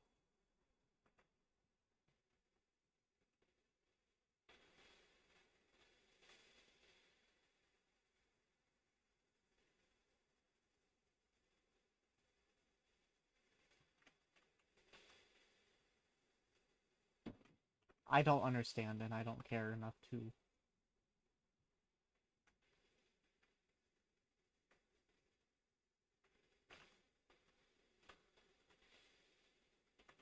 There's 2 there, there's nothing I could literally do about it.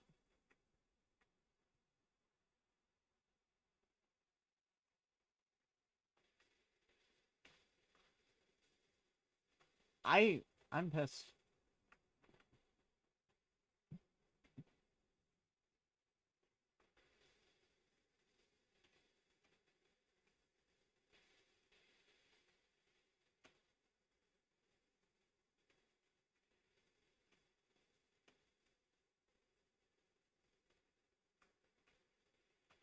How in the fuck off.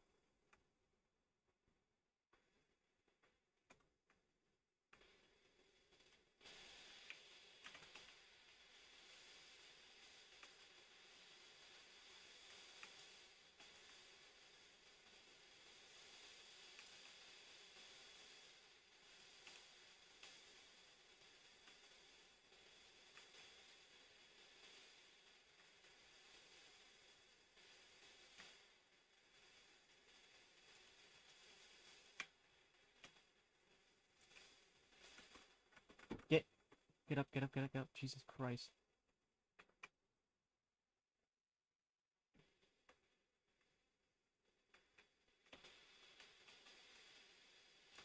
God fucking damn it.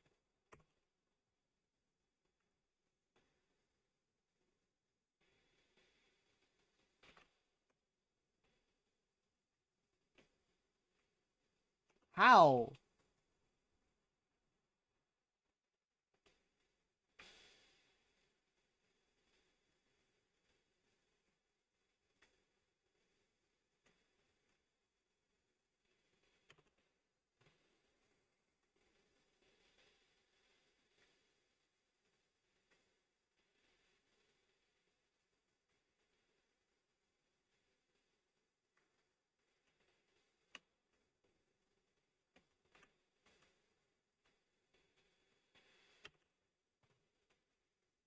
I helped my KDR by that much.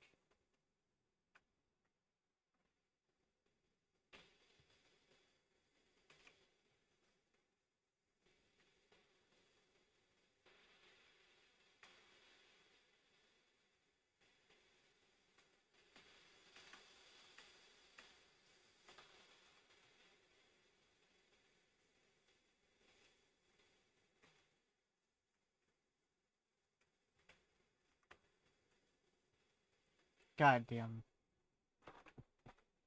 In a way, I'm thinking of switching from semi to frag.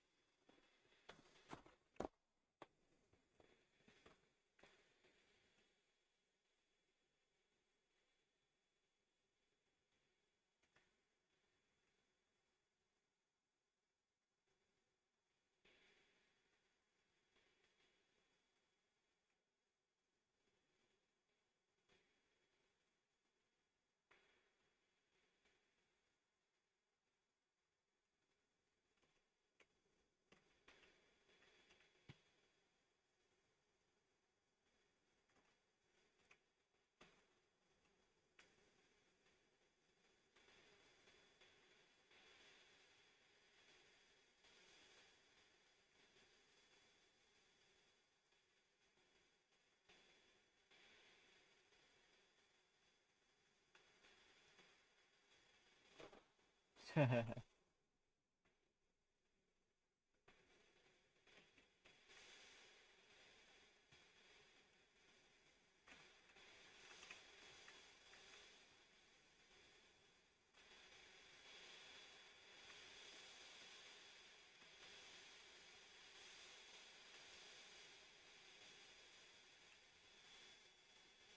thought I was gonna chicken out and hide and not notice me.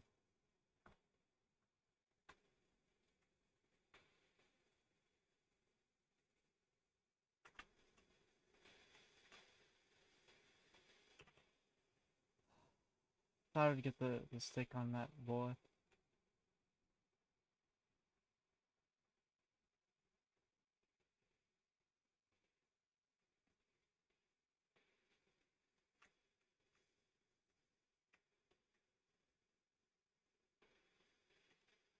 I don't know what will I ever do.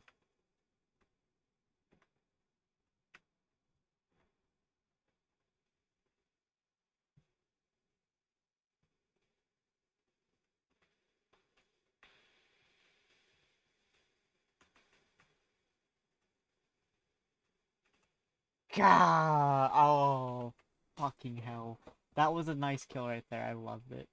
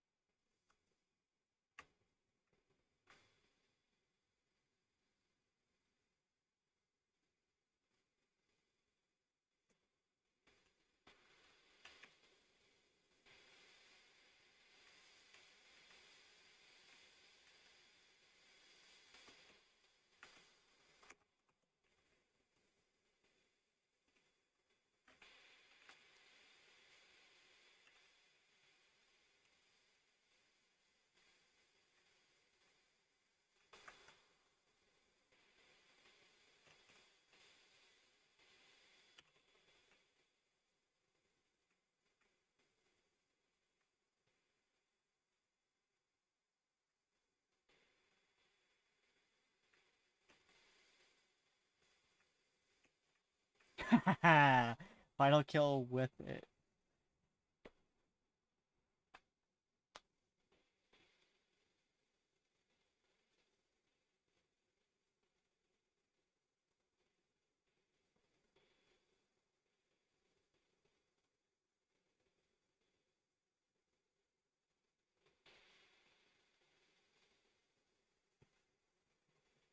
So that triple kill was best play of the game. Yeah, did you see my triple kill? Or 3x streak right there? It was literally bam, bam, bam. I mean, maybe not that fast of a bam, bam, bam, but still.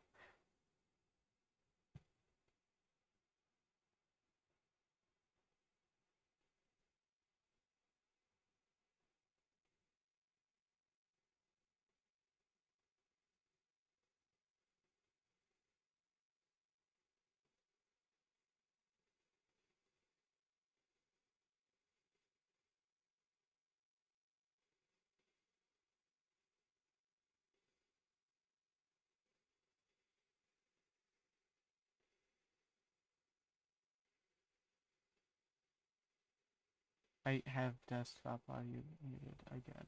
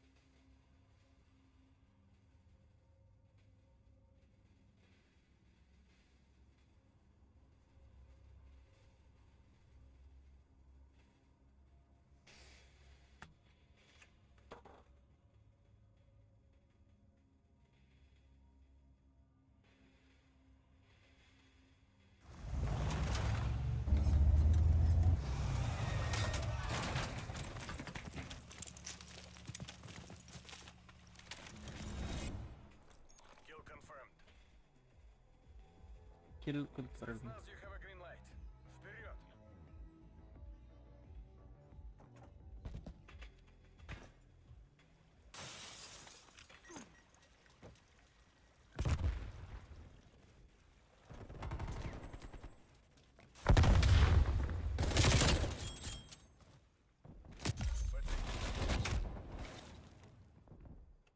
Who? We've lost the lead.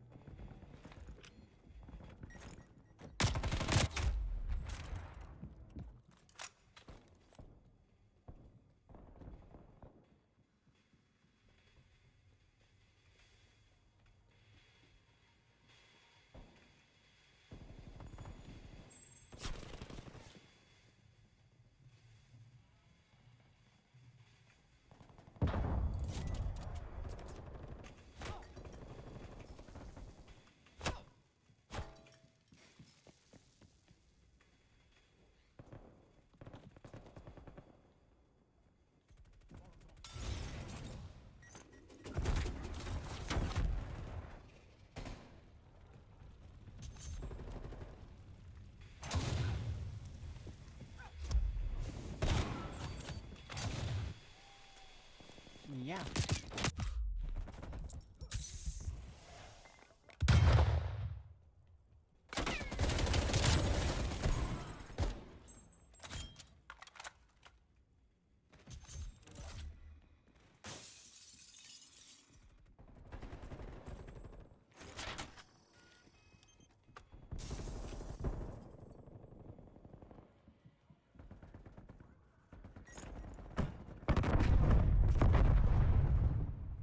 We've taken the lead.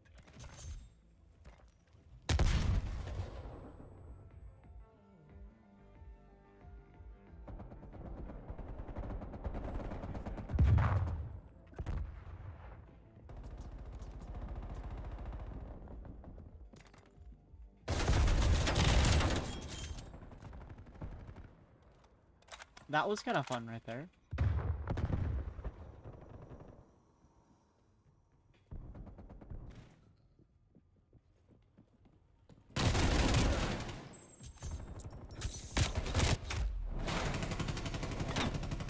I gave you the head start on killing him, okay? Jesus fucking Christ, really?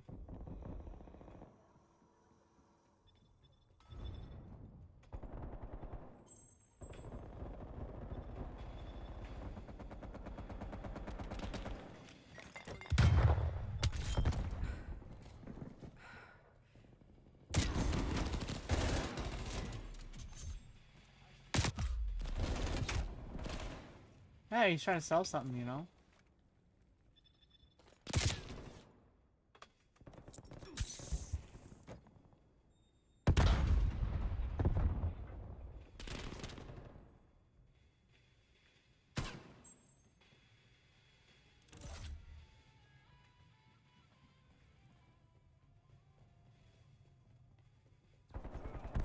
Destroyed your trophy system.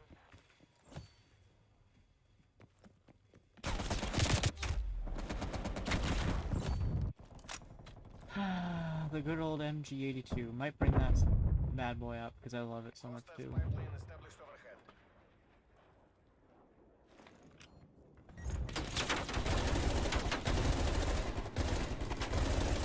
Multiple hostile spy planes detected.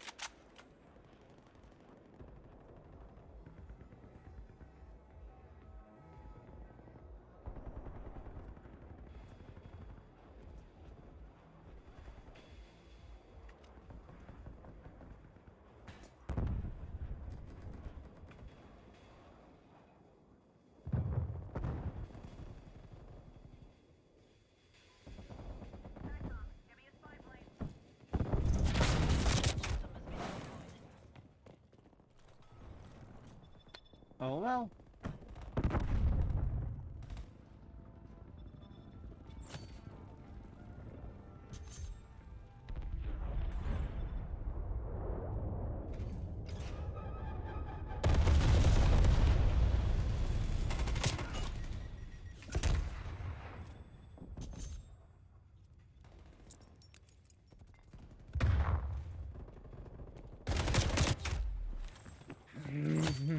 when you attempt to predict their pattern.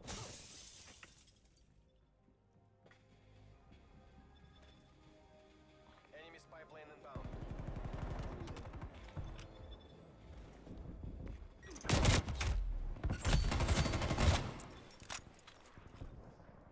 Yes, I know I should be doing the PPSH, but at the same time, this gun needs some levels, because I'm actually liking this class, apart from the shit clip this gun has.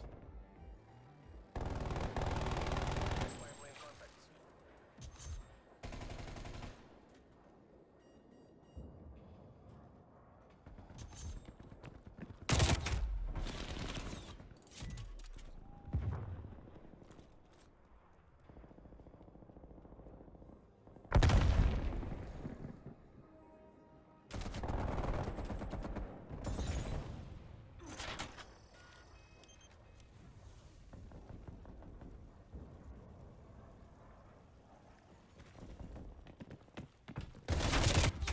It's always you. How am I going to beat you? That's my question. We're pulling ahead. 'Cause I'm doing terribly.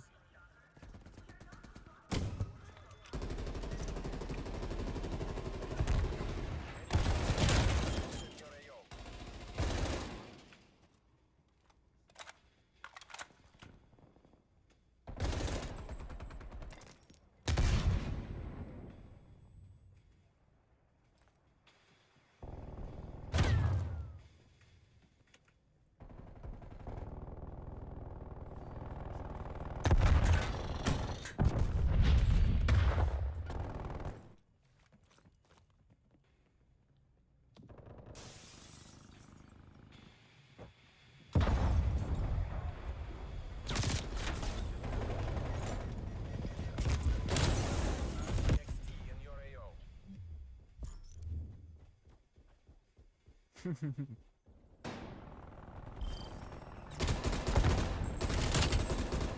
Oh, this guy has control.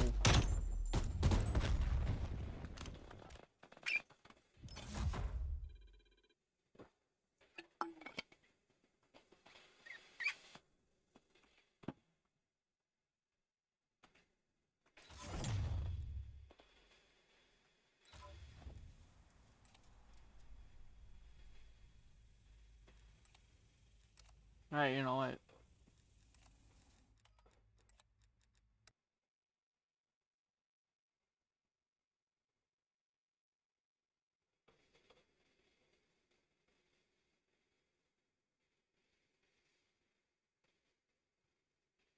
I can't stop thinking about it right now.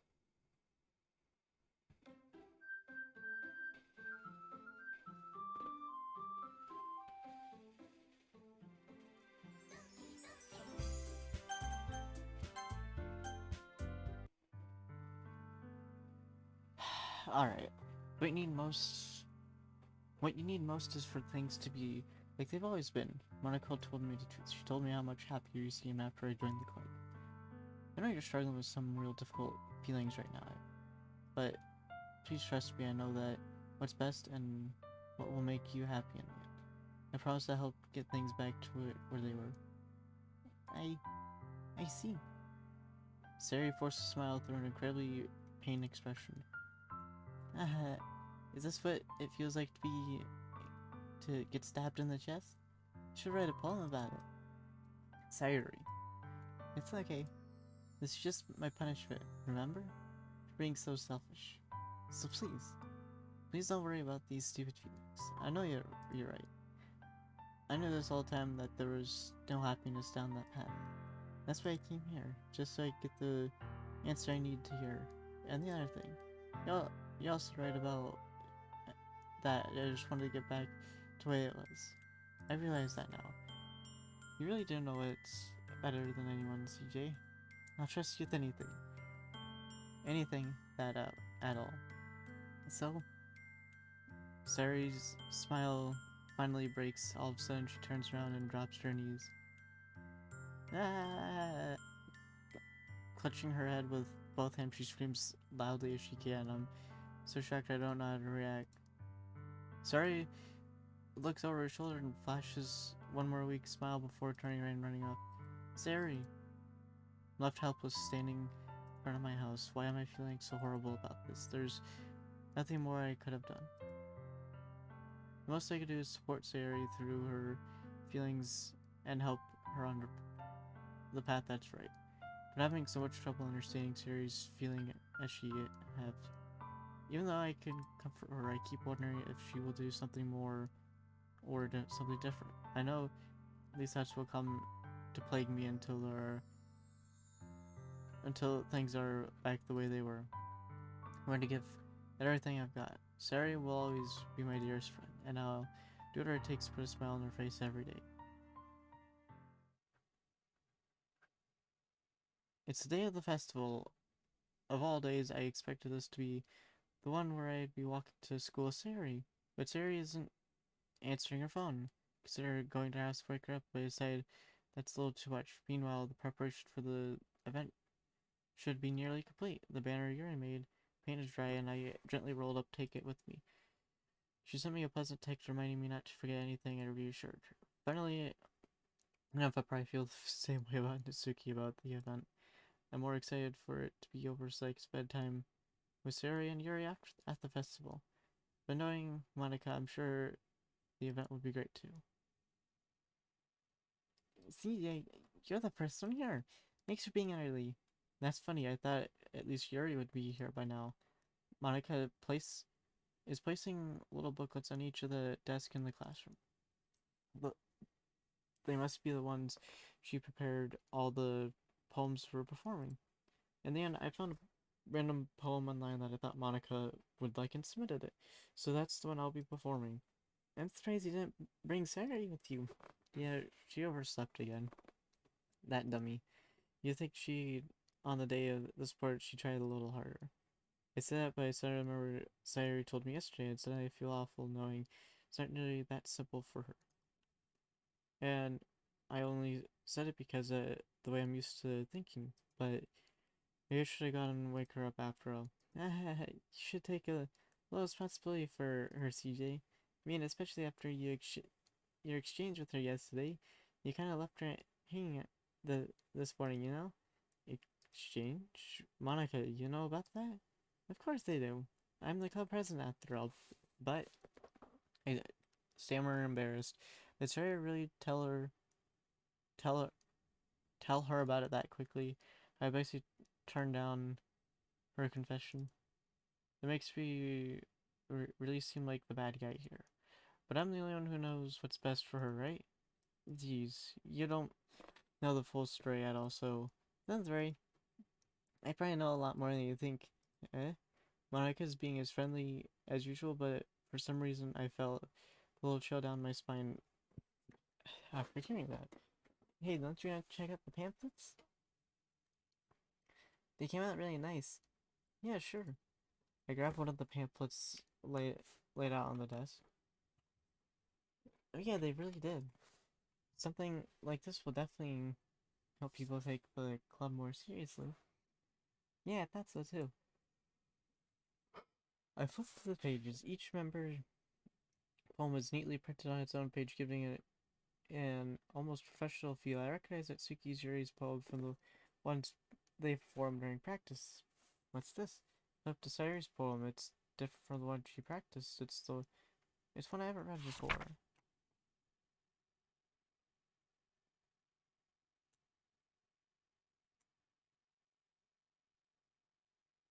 What? So get out of my head, repeated several times.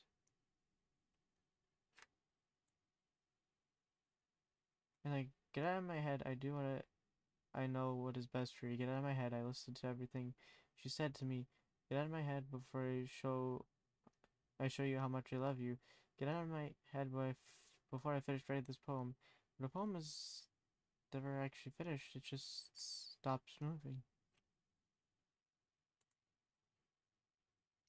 Ah, but as I was reading the poem, I get a pin in my stomach. See? What's wrong? Nothing. This poem feels completely different from anything else Sarah's written. More than that, I changed my mind.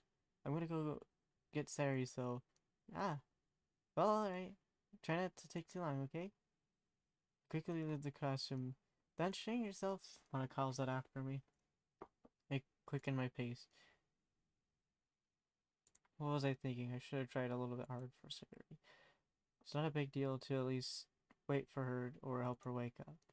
Even the simplest gesture, walking her to school, makes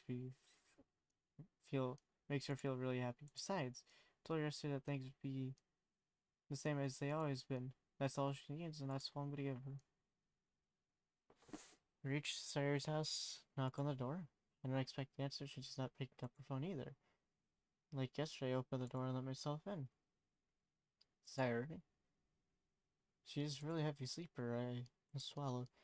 Can't believe I ended up doing this after all, waking her up in her own house. Isn't that more something a boyfriend would do? In any case, it just feels right. Inside Sawyer's room, I knock on her door. Sire? Wake up, dummy. There's no response. I didn't really want to have to enter the room like this. Isn't it a breach of privacy? She really leaves me no choice. I gently open the door. I think I know what happens from spoilers when this game was super popular years ago. What was it, 3 years ago? No, this was like 2014 PewDiePie, right? I'm forgetting it. It was older PewDiePie, like when he was more edgy and would do almost anything. Yeah, I knew it.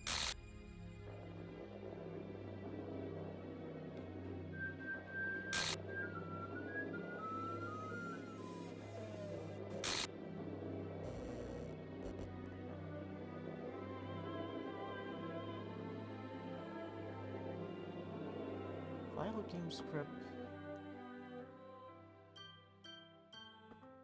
Wait.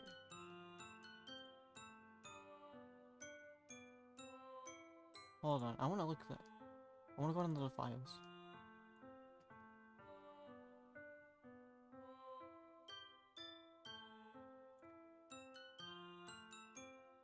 I want to explore this.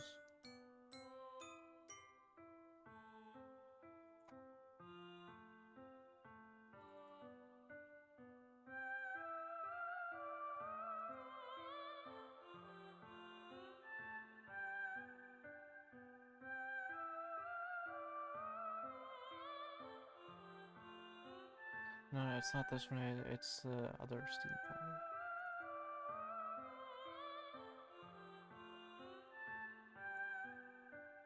Wait, do I have no access to the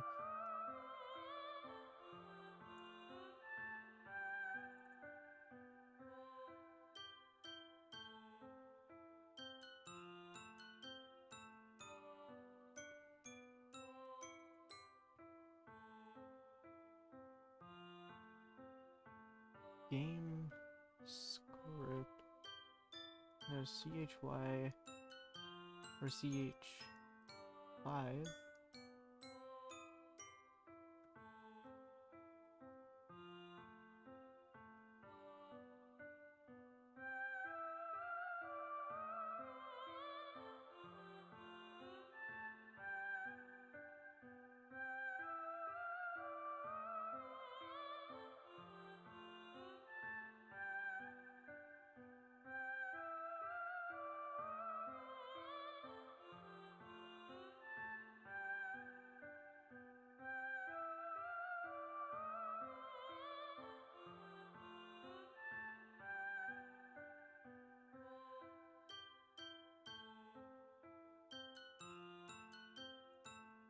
Hold on.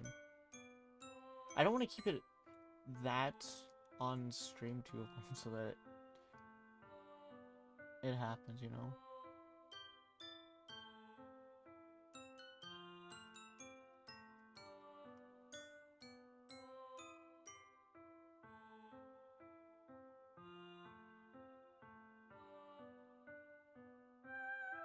Oh my fuck, what? Really? No. Alright, we're gonna go on. What the hell? The hell? Is this a nightmare? It has to be. This isn't real. There's no way this can be real. Sorry I wouldn't do this. Everything was normal till a few days ago. That's why I can't believe my eyes are showing me. Suppressed the urge to vomit just yesterday. I told Sarah to be there for her. Told her I know it was best and that everything will be okay. Then why? Why would she do this to me? How could I be so helpless? What did I do wrong? Turning down her confession? That has to be what pushed her over the edge. Her agonized scream still echoes in my ears. Why did I do that to her when she needed me most? Why was I so selfish? My swarming thoughts keep telling me everything I could have done to prevent this. If I just spent more time with her, walked her to school, gave her what I know she wanted out of the relationship, that I could have prevented this. I know I could have prevented it. Screw the Lord Club. Screw the festival. I just lost my best friend. Someone I grew up with. She's gone forever now. Nothing I could do to bring her back. This isn't some game where I could reset and try something different.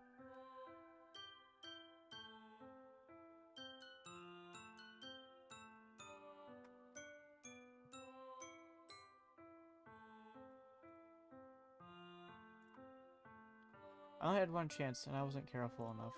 And now I'll carry this guilt with me until I die. Nothing in my life is worth more than hers.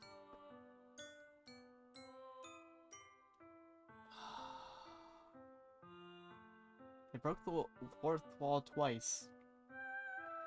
Which, if you do the math, that's 16 walls. But I still couldn't do what she needed from me, and now I can never take it back. Never. Never. Never, never, never, never.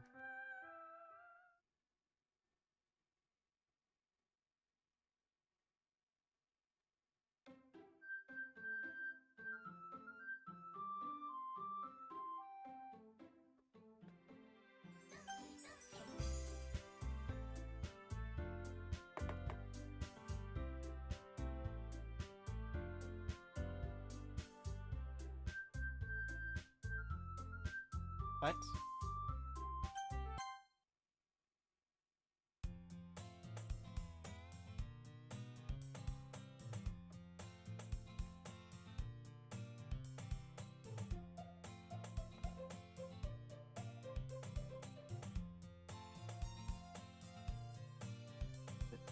This has to be a joke.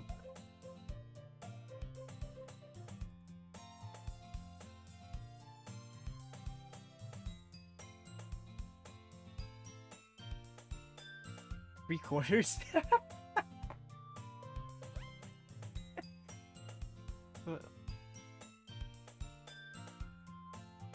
It says the same stuff, so I'm not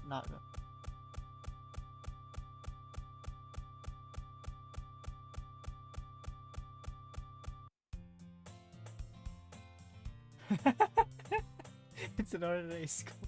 They like any other.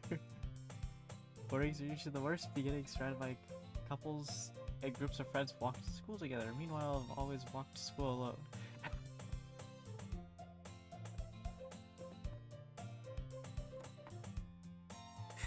I knew this game could still be fucking funny as fuck. It's just, you have to get over that part. I always tell myself it's about time I meet some girls or something like that, but I have no motivation to join any clubs. I'm perfectly content just by getting by on the average while spending my free time on games and anime. There's always the anime club, but it's not like there would be any girls in any way. School days are ordinary as ever, and it's over before I know it. After I pack up my things, I stare blankly at the wall looking for an ounce of motivation. Clubs that aren't really that interesting to me. Besides, most of them would probably be way too demanding for me to want to deal with. I guess I have no choice but to start with the anime club. Yay?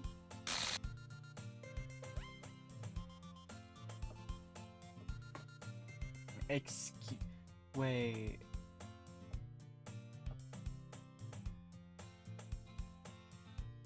Wait.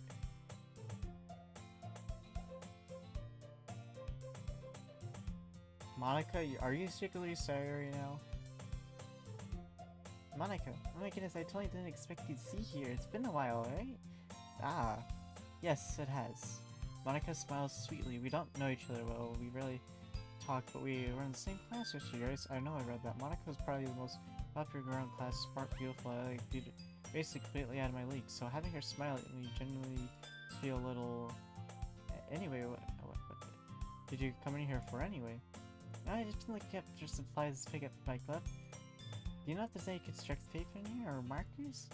I guess you check the closet. You know the big club, right? About that. I used to quit with the big club. Really? You quit? Yeah.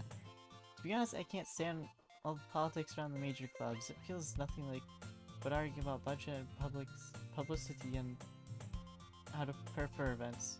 I'd rather much take something I personally enjoy and make something special out of it. In that case, what club did you decide to join? Am I able to actually start a new game, or is it permanently stuck like this till all of them die? Because if Sayuri doesn't exist anymore, because judging by that script I read, they literally, like, I know it's a complete joke, but they literally just deleted Sayuri, like, she's no longer in the... I mean, I can always just reinstall, so... But we're gonna keep going. We're gonna keep going, and we'll play mods later. Because my goal is to do the 3 of them. I go down all the different paths I can, even though I probably should have saved a while ago, but anyway. Actually, I'm starting a new one. A literature club. Literature? That sounds kind of dull. How many members do you have so far? It's kind of embarrassing. There's only 3 of us so far. It's really hard to find members for something that sounds so boring. Well, I can see that. But it's really not boring at all, you know? There should be anything. Reading, writing, poetry, I mean, one member even keeps her manga collection like a club room. Wait, really? Yeah, it's funny, right? She's always insists that manga is literature too. I mean, she's not wrong, I guess. And besides, a member, right? Did Monica say she?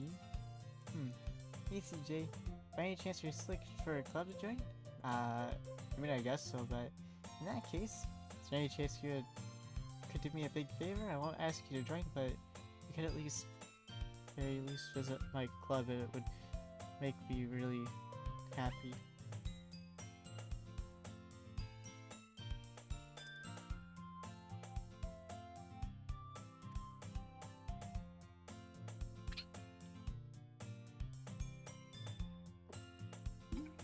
Let me read that one more time. Just to make sure. Just to make sure. Okay? If you could come at the very least visit my club, it would make me really happy. That sounds not exactly what I remember of what Sari's saying. But that sounds like Sari. Please. Guess I have no reason to refuse. Besides, how could I refuse something like Monica? Sure, I guess I could check it out. Ah, awesome. You're really sweet, CJ. You know that? It's nothing really. Shall we go then? I'll look forward to the materials another time. You're more...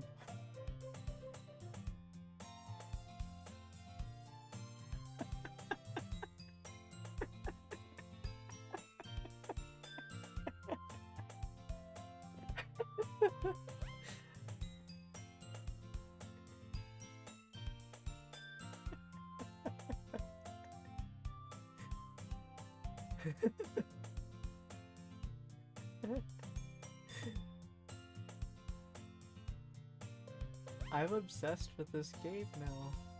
This is fucking insane. This is fucking with my mind. I'm getting Dungeons & Dragons ideas from this right now. Even though I'm not DMing for like a whole nother year. Oh my god.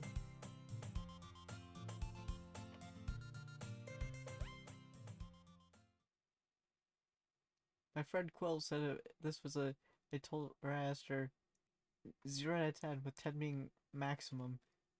She said 7. This is a fucking 10. Even though it's my first psychological horror game, so I don't know what my channel is gonna be because as you can see, this channel is a lot of shit so far. Warcraft, Call of Duty, Doki Doki, Minecraft. What else? I started FFO. Well, I mean, I need to do more Minecraft and FFO because both of those, I only did one episode so far. Anyway, and that's today marks the day I sold my soul to Monica and her irresistible smile. But not sorry. To me, follow Monica across school and up the stairs, a section of the school I rarely visit, being generally used for third-year classes and activities. Monica, full of energy, swings open like the classroom door. I'm back. I brought a guest with me. Eh?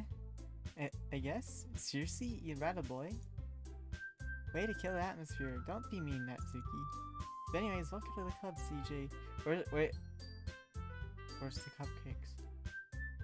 All words escape me in this situation. This club is full of incredibly cute girls. So let me guess, you're Monica's boyfriend, right? What? No, I'm not. Natsuki. The girl with the sadder attitude apparently is named Natsuki, one I don't recognize. Her small figures make me think she's probably a first year. Anyways, this is Natsuki, energetic as usual, and this is Yuri, the vice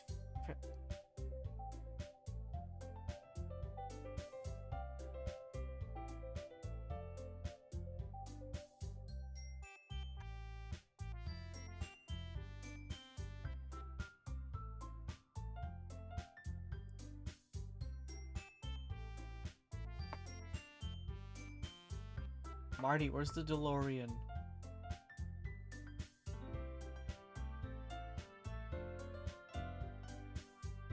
Where is the fucking DeLorean?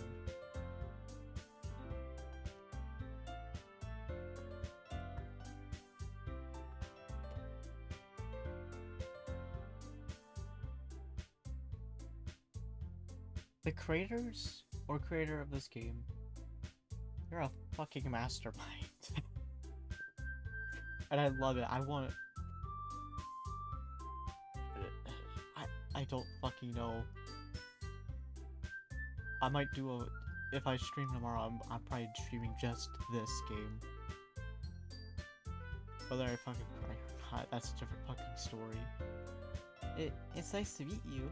Yuri seems completely more mature and timid, seems to have a hard time keeping up with someone like Natsuki.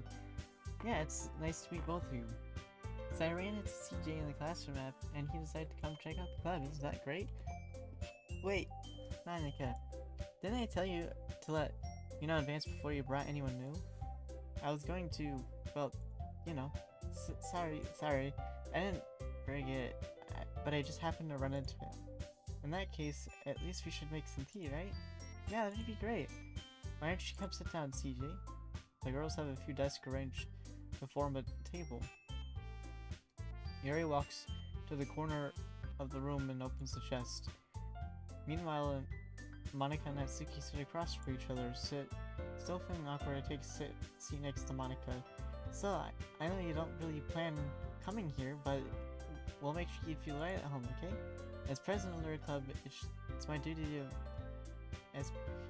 to make the club fun and exciting for everyone. I'm surprised there aren't more people in the clubs yet. It must be hard to start a new club. You could put it that way. Not many people are very interested in putting out all the effort to start something brand new, especially when it's something that doesn't grab your attention. Like literature. You know, you have to work hard to convince people that you're both fun and worthwhile. But it makes school events like the festival that much more important. I'm confident that we can all really grow this club before we graduate. Right, Natsuki? Well, I guess. Natsuki reluctantly agrees. Such different girls, all interested in the same goal. Monica must have worked hard to really just find these two. Yuri returns to the table carrying a tea set. She carefully places the teacup in front of each of us before setting down the teapot in the middle. You keep a whole tea set in the classroom? Don't worry, the teacher gave us permission. After all, doesn't a hot cup of tea help you enjoy a good book? I guess? Yeah, don't let yourself get intimidated. Yuri's just trying to impress you. To be honest, she already has. But also at the same time, already fucking scared the shit out of me. Even though I didn't really express she did. In the back of my head. You know, way back here. I was like, chill. That's not insulted. Yuri looks away. I meant that, you know, I believe you. Well, tea and reading might not be a pastime for me, but I at least enjoy tea. I'm glad. Yuri faintly smiles to herself in relief. So CJ, what kind of things do you like to read? Well, considering how little I've read the past few years, I don't really have a way of answering that question. Manga? Mutter quietly to myself, half joking. That Suki head suddenly perks up. It looks like she wants to say something, but she keeps quiet. Not much weird, I guess. Well, that can change. What am I saying? I spoke loud. Thinking after seeing Yuri's sad smile. Anyway, what about you, Yuri? Well, let's see. Yuri traces the rim of her teacup with her finger. My favorites are usually novels that build deep and complex fantasy worlds. The level of creativity and craftsmanship behind them is amazing to me, and telling its story in such a foreign world is impressive. Yuri goes on, clearly passionate about her read. She seems so reserved, timid since the moment I walked in. It was obvious by the way her eyes light up that she finds comfort in the world of books, not people. But you know, I like a lot of things. Stories with deep psychological elements that usually immerse me as well. It's amazing how Reddit could so deliberately take advantage of your own lack of agitation to completely throw you out for a loop. Yeah, I've been reading a lot of horror lately. I read a horror book once. I desperately grabbed something I could relate to at a minimal level. At this rate, Yuri might as well be having a conversation with a rock. I didn't expect that from you, Yuri.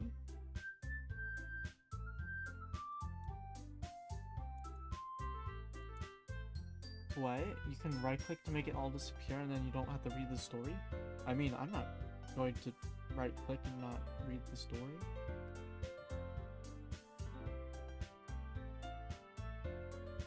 That's a little better. Well, is that so? Really, if it's a story that makes me think of or takes to another world, then I really can't put it down. Surreal horror is often very successful at changing the way I look at the world, even if it's only for a brief moment. I hate horror. Oh wow, why is that? Well, Natsuki's eyes dart over for me a split second. Never mind. That's right, you usually like to write about key things, don't you, Natsuki? What? What gives you that idea? That's a piece of scrap paper Ryan last club meeting. It looked like you were working on a poem called Don't Say It Out Loud. I give you that back. Fine. Natsuki, you write your own poems? Well, I guess sometimes. Why do you care? I think that's impressive. Why don't you share them sometime? No. Natsuki averts her eyes. You wouldn't like them. That's not very coffee. I hear it. That's what happens with this. Yes. Not a very confident writer. Yes. I understand how Natsuki feels. Sharing that level of writing takes more than just confidence. The truest form is writing to oneself. You must be willing to open up your eyes to your readers, exposing yourself to vulnerabilities and showing even the deepest reaches of your heart. Do you have writing experience too, Yuri? Maybe if you share some of your work, you could set an example and help Natsuki feel comfortable enough to share hers. And I guess the same for Yuri. We all sit in silence for a moment. Hey, I just got an idea. How about this? Natsuki and Yuri look quizzically at Monika. Let's not go home and write Pogoro. But the next time we meet, we'll share them with each other. That way everyone is even. I mean, I thought it was a good idea. Well, I think you're right, Monica. We should probably start finding activities for all of us to start participating in together. As I had taken the responsibility of Vice President after all, I needed my best to nurture the club as well as its members. Besides, now that we have a new member, it seems like it's a good step for us to take. Do you agree as well, CJ? Hold on, there's still one problem. Yeah, what's that? When I reach this important topic, I bluntly come forth what's been on my mind the entire time. Where's Sayuri? I mean, I never said I would join the club. Monica may have convinced me to stop by, but I never made a decision. Still better clubs to look at and, lose my train of thought while three girls stare back with dejected eyes. But, I'm sorry, the girls exchange glances before Monica turns back to you. I guess I need to tell you the truth today. The thing is, we don't have enough members yet to form an official club. We need 4, and I've been trying really hard to find new members. If we don't find one more before the festival, I'm defenseless against these girls. I'm supposed to make a clear decision when it's like this. I would feel terrible for letting anyone down in this situation, and besides, the club itself seems pretty relaxed, so if writing a poem is the price I need to pay in order to spend every day with these beautiful girls, right? Okay, so I decided then I'll join the literature club. One of the girls' eyes light up. Oh my goodness, really? Do you really mean that, CJ? Yeah. It could be fun, right? You really did scare me for a moment. I mean, if you really just left us after all, I'd be super pissed. CJ, I'm so happy we could become an official club now. Thank you so much for this. You're really amazing. I'll do everything I can to give you a great time, CJ. Okay? Thanks, I guess. Okay, everyone. I think with that, we can officially end today's video on a good note. Everyone, remember, tonight's assignment. Write a poem to bring to the next week so we can all share. Rebecca looks at me one more time. CJ, I look forward to seeing how you express yourself. Yeah. Can I really impress the class harmonica with my mediocre writing skills? Or do I feel the anxiety welling up inside me? Meanwhile, the girl continue to chit-chat as Yuri cleans up the tea set. I guess I'll be on my way then. Okay, I'll see you tomorrow then. I can't wait. With that, I depart the club room and make my way home. The whole way, my mind wanders back and forth between the 3 girls. Natsuki, Yuri, and of course, hey Monica. Well, I'd really be happy spending every day after school in the literature club. Perhaps I'll have the chance to grow closer to one of these. Alright, I'll just need to make the most of my circumstances are sure good fortune will find me, and I guess it starts with the poem of the night.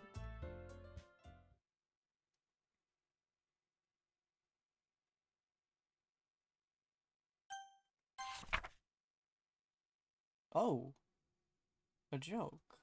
The man walked into a club. In the club, there was a girl who liked him very much. They spent some time together, and then she liked him even more. One day, the girl realized she was in love with him. Before disaster could happen, a third party intervened with her programming. Suddenly, the girl hated herself for being in love. This contradiction caused the script to derail. The universe started to collapse, but she redacted herself just in time.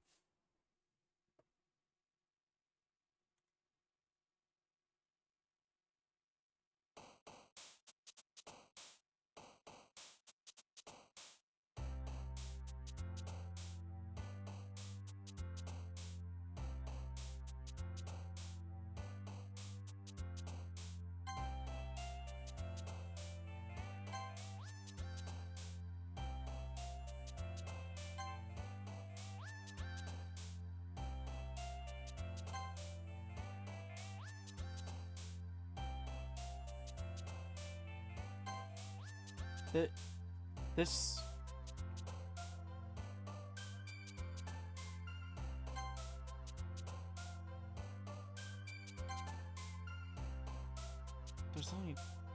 I know it. She's gone, but there's only two.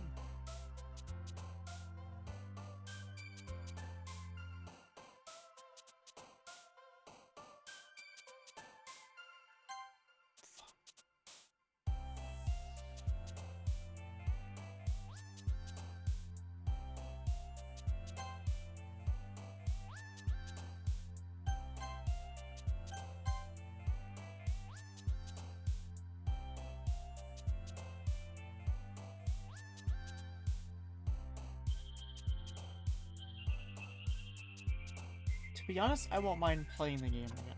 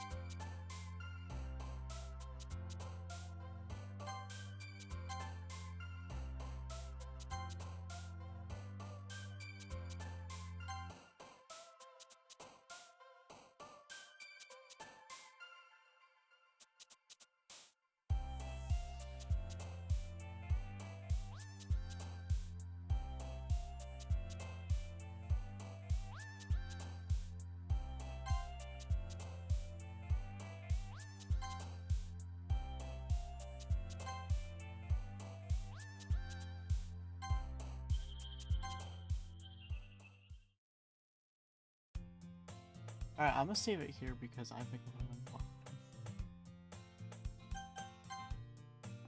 So thank you guys so much for watching and going on this very unique adventure. Very, very unique. I wasn't expecting that to happen. Towards the halfway point of the stream, and I just needed a minute to myself, you know. I probably should have said that then, but you know, whatever. The music sounds way too different. Anyway, thank you guys so much for watching. If you enjoyed, hit follow, notifications on, so you know next when CJ tries to complete the game to a certain extent.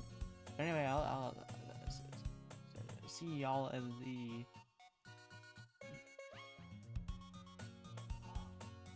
I didn't really pay attention to the song. It's not different. Anyway, I'll see you guys in the next stream. See ya.